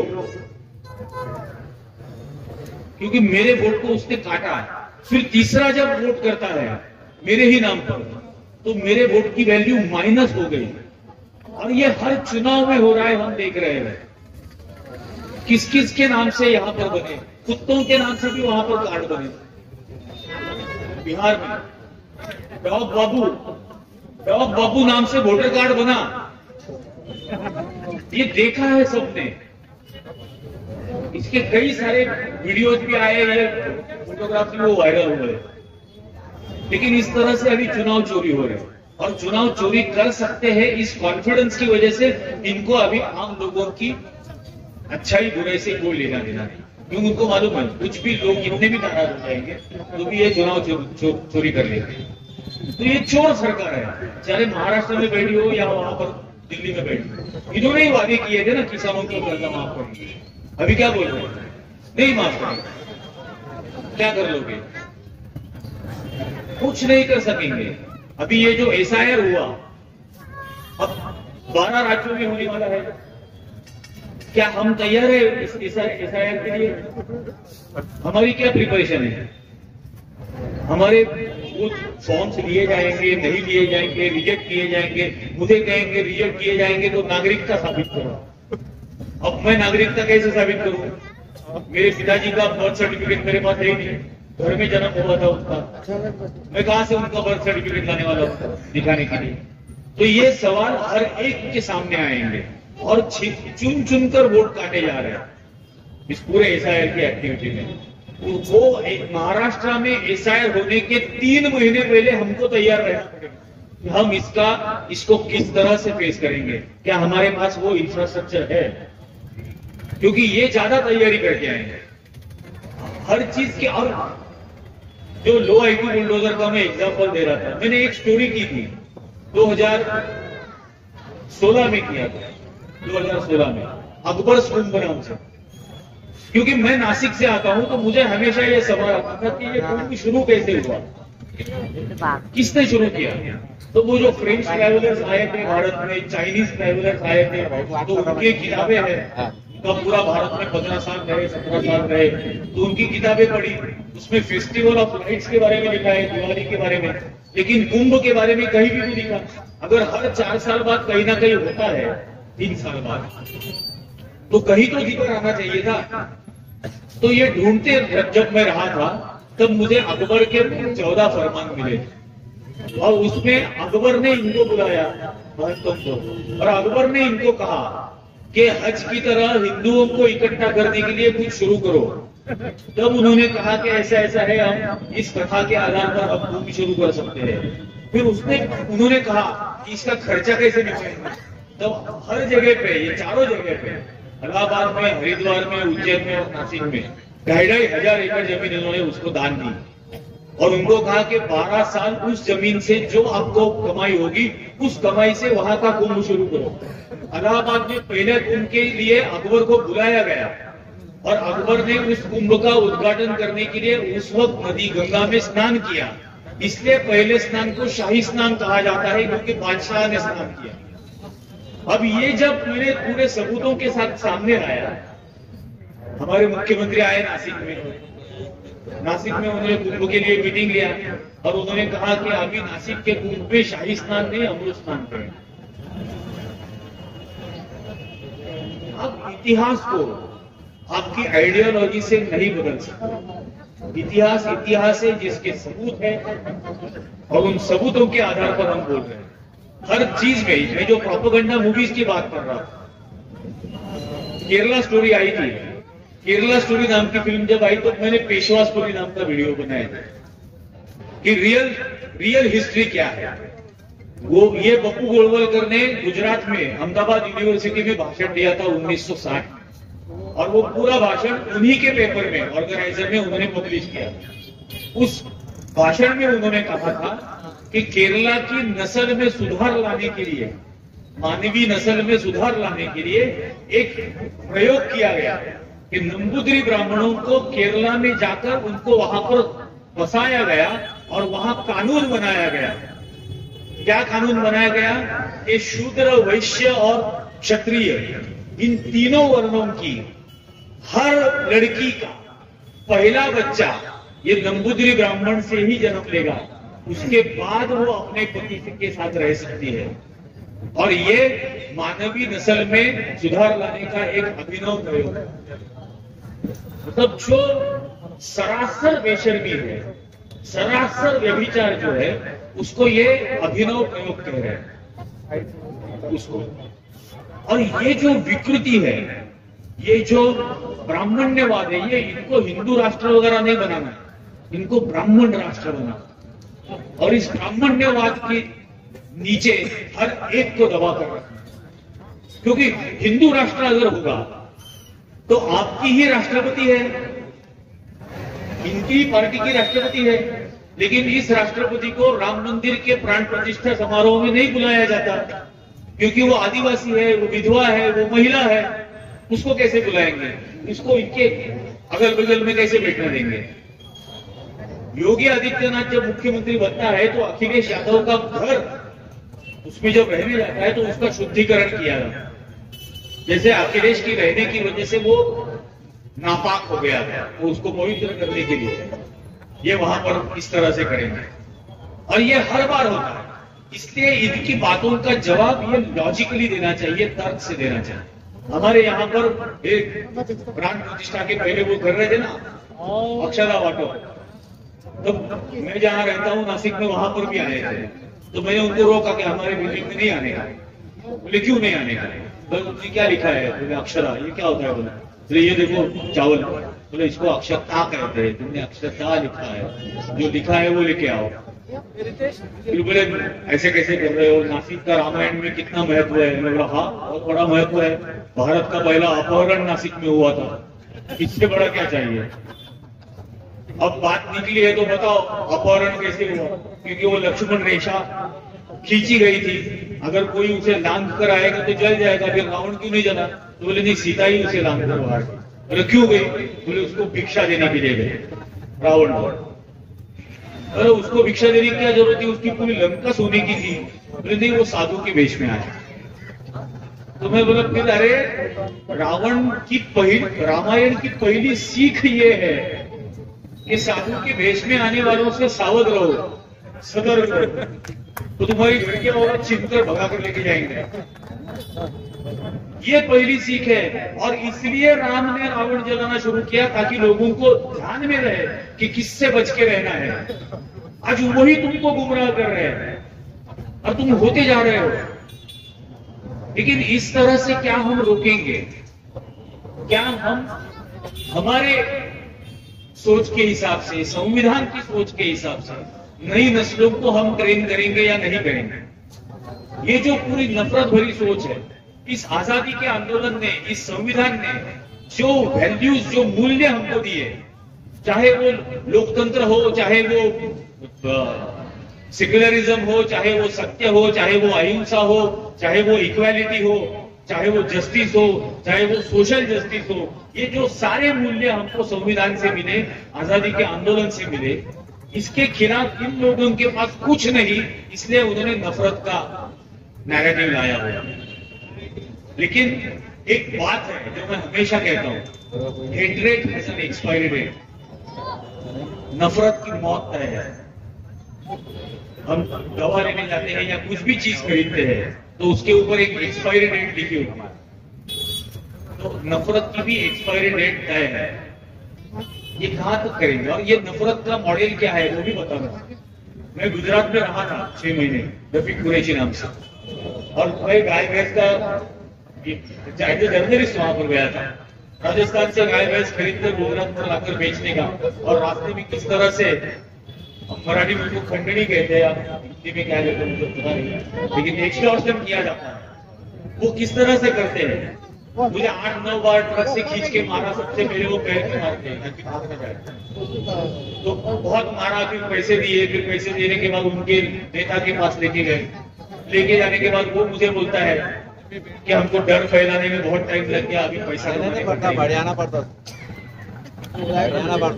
तो इसका मतलब ये जो पूरा मॉडल है गोरक्षा, ये आम आदमी के लिए श्रद्धा का विषय है, उनके लिए ये बिजनेस का मॉडल है। अगर इस देश में गो रक्षा का कानून है, गो हत्या बंदी का कानून है, तो भारत बीफ एक्सपोर्ट में नंबर 2 देश का देश कैसे बना दुनिया में?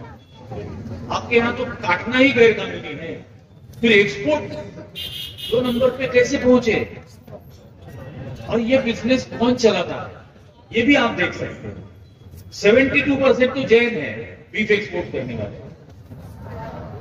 तो ये मॉडल है डर पैदा करने के लिए, और डर अगर इनकी इन्वेस्टमेंट है तो इसमें आप इन्वेस्ट ना करो। आपका निडर होना ही इसका जवाब है। आप अगर निडर बनोगे, ये जो बार बार कोशिश की जाती है पिछले 100 सालों से इस देश के मुसलमान समाज को एक इंफीरियरिटी कॉम्प्लेक्स बनाया जाता है कि आपको हमेशा देशभक्ति साबित करनी पड़ेगी, आपको हमेशा क्या भारत माता की जय बोलना पड़ेगा। ये बात जानो। क्यों वारिस पठान को जब बॉम्बे के असेंबली में हुआ था कि भारत माता की जय बोलो, तब मैं उनको जाकर मिला था और उनको कहा था कि वारिस भाई आप अंदर जाकर, जब दोबारा हाउस शुरू होगा असेंबली, तब आप अंदर जाकर ये कहो कि भारत अम्मी की जय। आप माता कहते हो, मैं अम्मी कहता हूं, लेकिन मेरी अम्मी के हाथ में मैं इस देश का तिरंगा दूंगा, लेकिन मेरी अम्मी को मैं मेरी हैसियत के हिसाब से बेहतरीन कुर्सी पर बिठाऊंगा, जानवर पर नहीं। और अब आप बोलो भारत अम्मी की जय। तो इनकी हर बात का जवाब कैसे देना है, इसके लिए भी एक्चुअली कार्यकर्ताओं को ट्रेन करना जरूरी है और समझना जरूरी है। हर बात का तोड़ है, लेकिन इसके लिए सोचना पड़ेगा और सोचने के बाद बोलना पड़ेगा। ये बात भी मैं हमेशा कहता हूं कि आदमी मरने के बाद कुछ नहीं सोचता, आदमी मरने के बाद कुछ नहीं बोलता।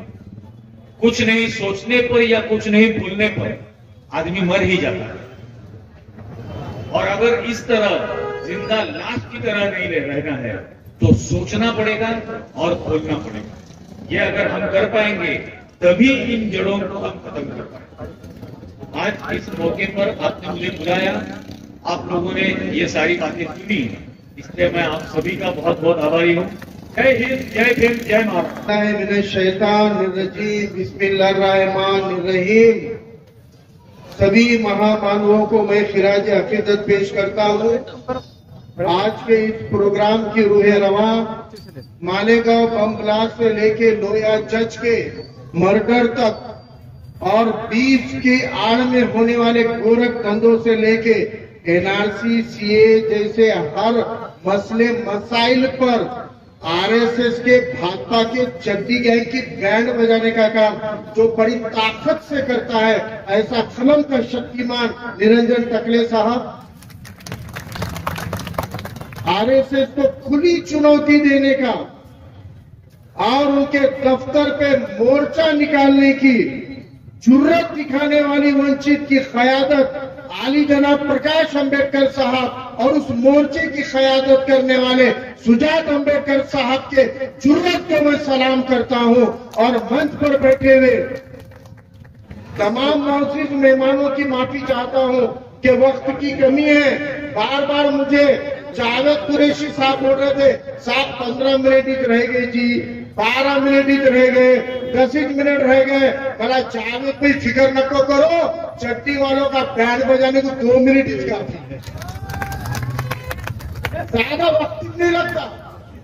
लेकिन गफलत की नींद में सोए वाले मेरे कौम को जगाने के लिए निरंजन टकले साहब के जैसे बेबाक और बेखौफ ऐसे मुकर्रिर को दिया गया हर 1 मिनट भी कम है, क्योंकि निरंजन टकले साहब का आज का ये जो बयान है ये महज आपके इस मोहल्ले तक, इस शहर तक नहीं तो इंशाअल्लाह हमारे जमीर भाई के कैमरे के जरिए पूरे महाराष्ट्र, भारत और दुनिया भर में आरएसएस के खिलाफ की मुहिम को ताकत देने का काम करने वाला।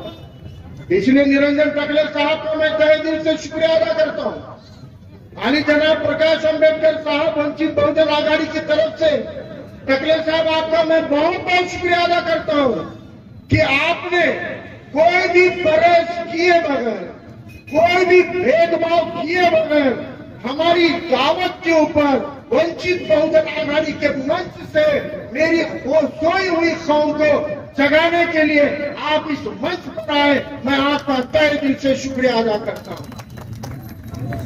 यहां पर इसी शहर औरंगाबाद में ये चड्डी गैंग वालों के दफ्तर पे मोर्चा निकाला गया और हमारी क़यादत आली जनाब प्रकाश अंबेडकर साहब ने इस मुल्क के सियासतदानों को एक सबक दिया कि तुम अपने बंगले में बैठकर अपने पार्टी के कार्यकर्ताओं को जब भी कोई ऐसे मोर्चे करने की हुक्म देते हो जहां पे पुलिसों से लेकर सरकारों की मुखालफत होती है, तो वहां तो हमारे बहुजनों के बच्चों को भेजते हो ताकि ये अटके, इन पे केस हो जाए, इनको कोर्ट की चक्रा लग जाए और अपने बेटों को, बच्चों को विदेश में पढ़ाते हो।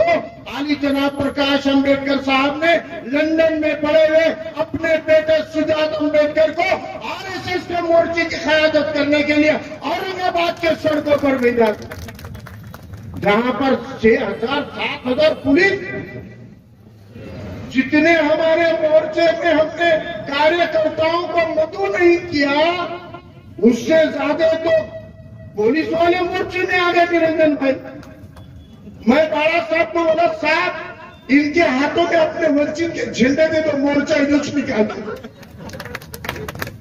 जरूरत नहीं अपने को कुछ करने की। इतना खौफ महाराष्ट्र के पुलिस को 4 दिन से कह रहे थे अमित भाई को, जावेद भाई को, सबको, अफसर भाई को बुला के हम परमिशन नहीं दे रहे, हम परमिशन नहीं देंगे, हम परमिशन नहीं देंगे। ये बना रहा है आरएसएस के खिलाफ लड़ने के लिए हमको किसी के परमिशन की जरूरत नहीं है। ये हमारा कुदरती जिम्मेदारी है, ये हमारी संवैधानिक जिम्मेदारी है। इस चड्डी गैंग के खिलाफ लड़ना ये हमारा संवैधानिक उसूल है और जब संवैधानिक उसूल निभाना होता है तब सरकारों से परमिशन नहीं मांगी जाती। ये मोर्चा क्यों निकाला गया आरएसएस के ऑफिस पर? इसलिए निकाला गया कि इस औरंगाबाद में सरकार का फंड लेने वाले सरकारी पॉलिटेक्निक कॉलेज पर आरएसएस की मेंबरशिप की मुहिम चल रही थी। हमारे भोले भाले बहुजन हिंदू समाज के बच्चों को मुफ्त में आरएसएस का मेंबर बना रहे थे। चड्डी गैंग और नफरत की गैंग की तादाद बढ़ाने के लिए मासूम पढ़ने लिखने बहुजन बच्चों को फंसा रहे थे। और जब ये काम हो रहा था तब चुनके आए वाले, वोटा लिए वाले, अब तक सरकारों में आए वाले कोई सामने नहीं आया। उस मुहिम को रोकने का दम दिखाने वाले मर्द मुजाहिद का नाम राहुल मकासर है। यह हमारा युवक का अध्यक्ष है जिसने उसको रोकने का काम किया। मैं जावेद भाई को गुजारिश करता हूं, आपने इस्तकबाल के लिए जो फूल हार लाए हैं ये सब इस्तकबाल हमारे नहीं, राहुल मकासरे का करना चाहिए, इसी मंच पर करना चाहिए। अगर राहुल मकासरे है तो आप सामने आओ, सामने आओ राहुल आप। और जो भी हारा आपने सुजात भाई अंबेडकर साहब के लिए, निरंजन टकले साहब के लिए और हमारे दिग्गज मेहमानों के लिए लाया है, उसी हार से राहुल मकासरे का इस मंच से इस्तकबाल होना चाहिए कि इसने दम दिखाया उस मुहिम को बंद कराने का। और जब एक नौजवान वहां खड़ा होकर नफरत की गैंग की मेंबरशिप मुहिम को बंद कराता है, निरंजन भाई आप भी खड़े हो जाइए साथ में।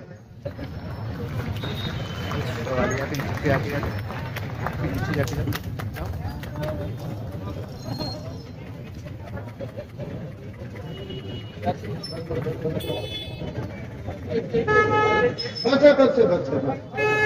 तो जब राहुल मकासरे ने आरएसएस की मुहिम बंद कराई, एक वीडियो किसी ने बनाया, तब राहुल ने जो सवालात उठाए उनको कि आप नोंदनी कर रहे हो, आपके आरएसएस की नोंदनी है क्या बताओ? अगर तुम्हारी आरएसएस ही गैर कानूनन है तो गैर कानूनन संगठन का मेंबर बनाने का काम आप किस दम पर कर रहे हो? और एक गैर कानूनन संगठन की मेंबरशिप मुहिम को बंद कराने का काम जिस नौजवान ने किया था, उस नौजवान को घर जाने के बाद दूसरे दिन इत्तला मिली कि पुलिस ने मामला दर्ज कर दिया, पुलिस ने FIR कर दी। बैठ जाओ, आप तो बैठो, बिंदास बैठो। पुलिस ने FIR की, किसके खिलाफ की? वो बेकायदेशीर गैर कानूनी RSS वालों पे नहीं, उस गैर कानूनी मुहिम को रोकने वाले राहुल मकासरे के ऊपर की। इसका मतलब अब पुलिस स्टेशन को, पुलिस वालों को कलेक्टर कमिश्नर ऑफिस से हुक्म नहीं आ रहे, RSS के ऑफिस से आ रहे। इसलिए इस RSS के ऑफिस पर मोर्चा निकालकर वंचित बहुजन आघाड़ी ने इस हुकूमत को कहा है कि अगर RSS के ऑफिस से अगर तुम पुलिस को हुक्म दोगे तो उस RSS के हेडक्वार्टर पर भी हमला करने की, मोर्चा करने की, एहतजाज करने की जुर्रत वंचित बहुजन आघाड़ी में है। ये दिखाने का काम हमने किया है। जब यहाँ मोर्चा चल रहा था, जब यहाँ जलसा चल रहा था, कुछ लोगों ने पेड़ फेंके, जाम फेंके और पीछे से छुप के कोई तो भी पत्थर फेंके। हमारे एक साथी के सर को लगा। मौलाना ने कहा हमने पुलिस वालों को बोल दिए, वो ढूंढ रहे हैं। संगियों, अरे संगियों, अरे ये RSS चड्डी वालों के गोलियों से महात्मा गांधी से लेके दाभोलकर और पानसरे नहीं डरे। तुम्हारे पत्थरों से डरने वाली कौम और समाज वंचित बहुजन आघाड़ी और मुसलमान नहीं है। तुम्हारे पास कितने गोलियां हैं, तुम्हारी गोलियां कम पड़ेगी, उसको झेलने की उतनी छातियां हम लोगों के पास है। ये मैं चड्डी वालों को कहना चाहता हूं। अब यहाँ पर वक्त की कमी है और हम संविधान मानने वाले हैं। सुजात साहब रास्ते में देर हो गई, आ नहीं सके, लेकिन मैं एक आखिरी अपील करता हूँ, सुजात अम्बेडकर साहब को सुनना चाहते हो, 25 नवंबर को बंबई के शिवाजी पार्क से सुजात अम्बेडकर साहब पूरे देश को मुखातिब करेंगे। जो कमी रह गई सूद समेत वसूल करेंगे। और इंशाअल्लाह आखिरी लाइन सुन लीजिए, अगर ये जहरीली जड़ें हैं जिसको बाबा साहब ने विश्ववल्ली कहा है, इन जहरीली जड़ों को अगर काटना है तो संविधान का, मसावत का हथियार उठाना पड़ेगा। मसावत फुले अम्बेडकर की बुनियाद है। यही मसावत मेरे नबी करीम सल्लल्लाहु अलैहि वसल्लम ने 7वीं सदी में दुनिया को दी है और वही इसकी कैंची है। सत्ता और मसावत के बल पर ही हमारे से इसकी जहरीली जड़ें काट सकते हैं। इसलिए आप लोगों से विदा लेता हूँ। अल्लाह हाफिज। जय भीम, जय मीम, तकबीर, अल्लाहू अकबर।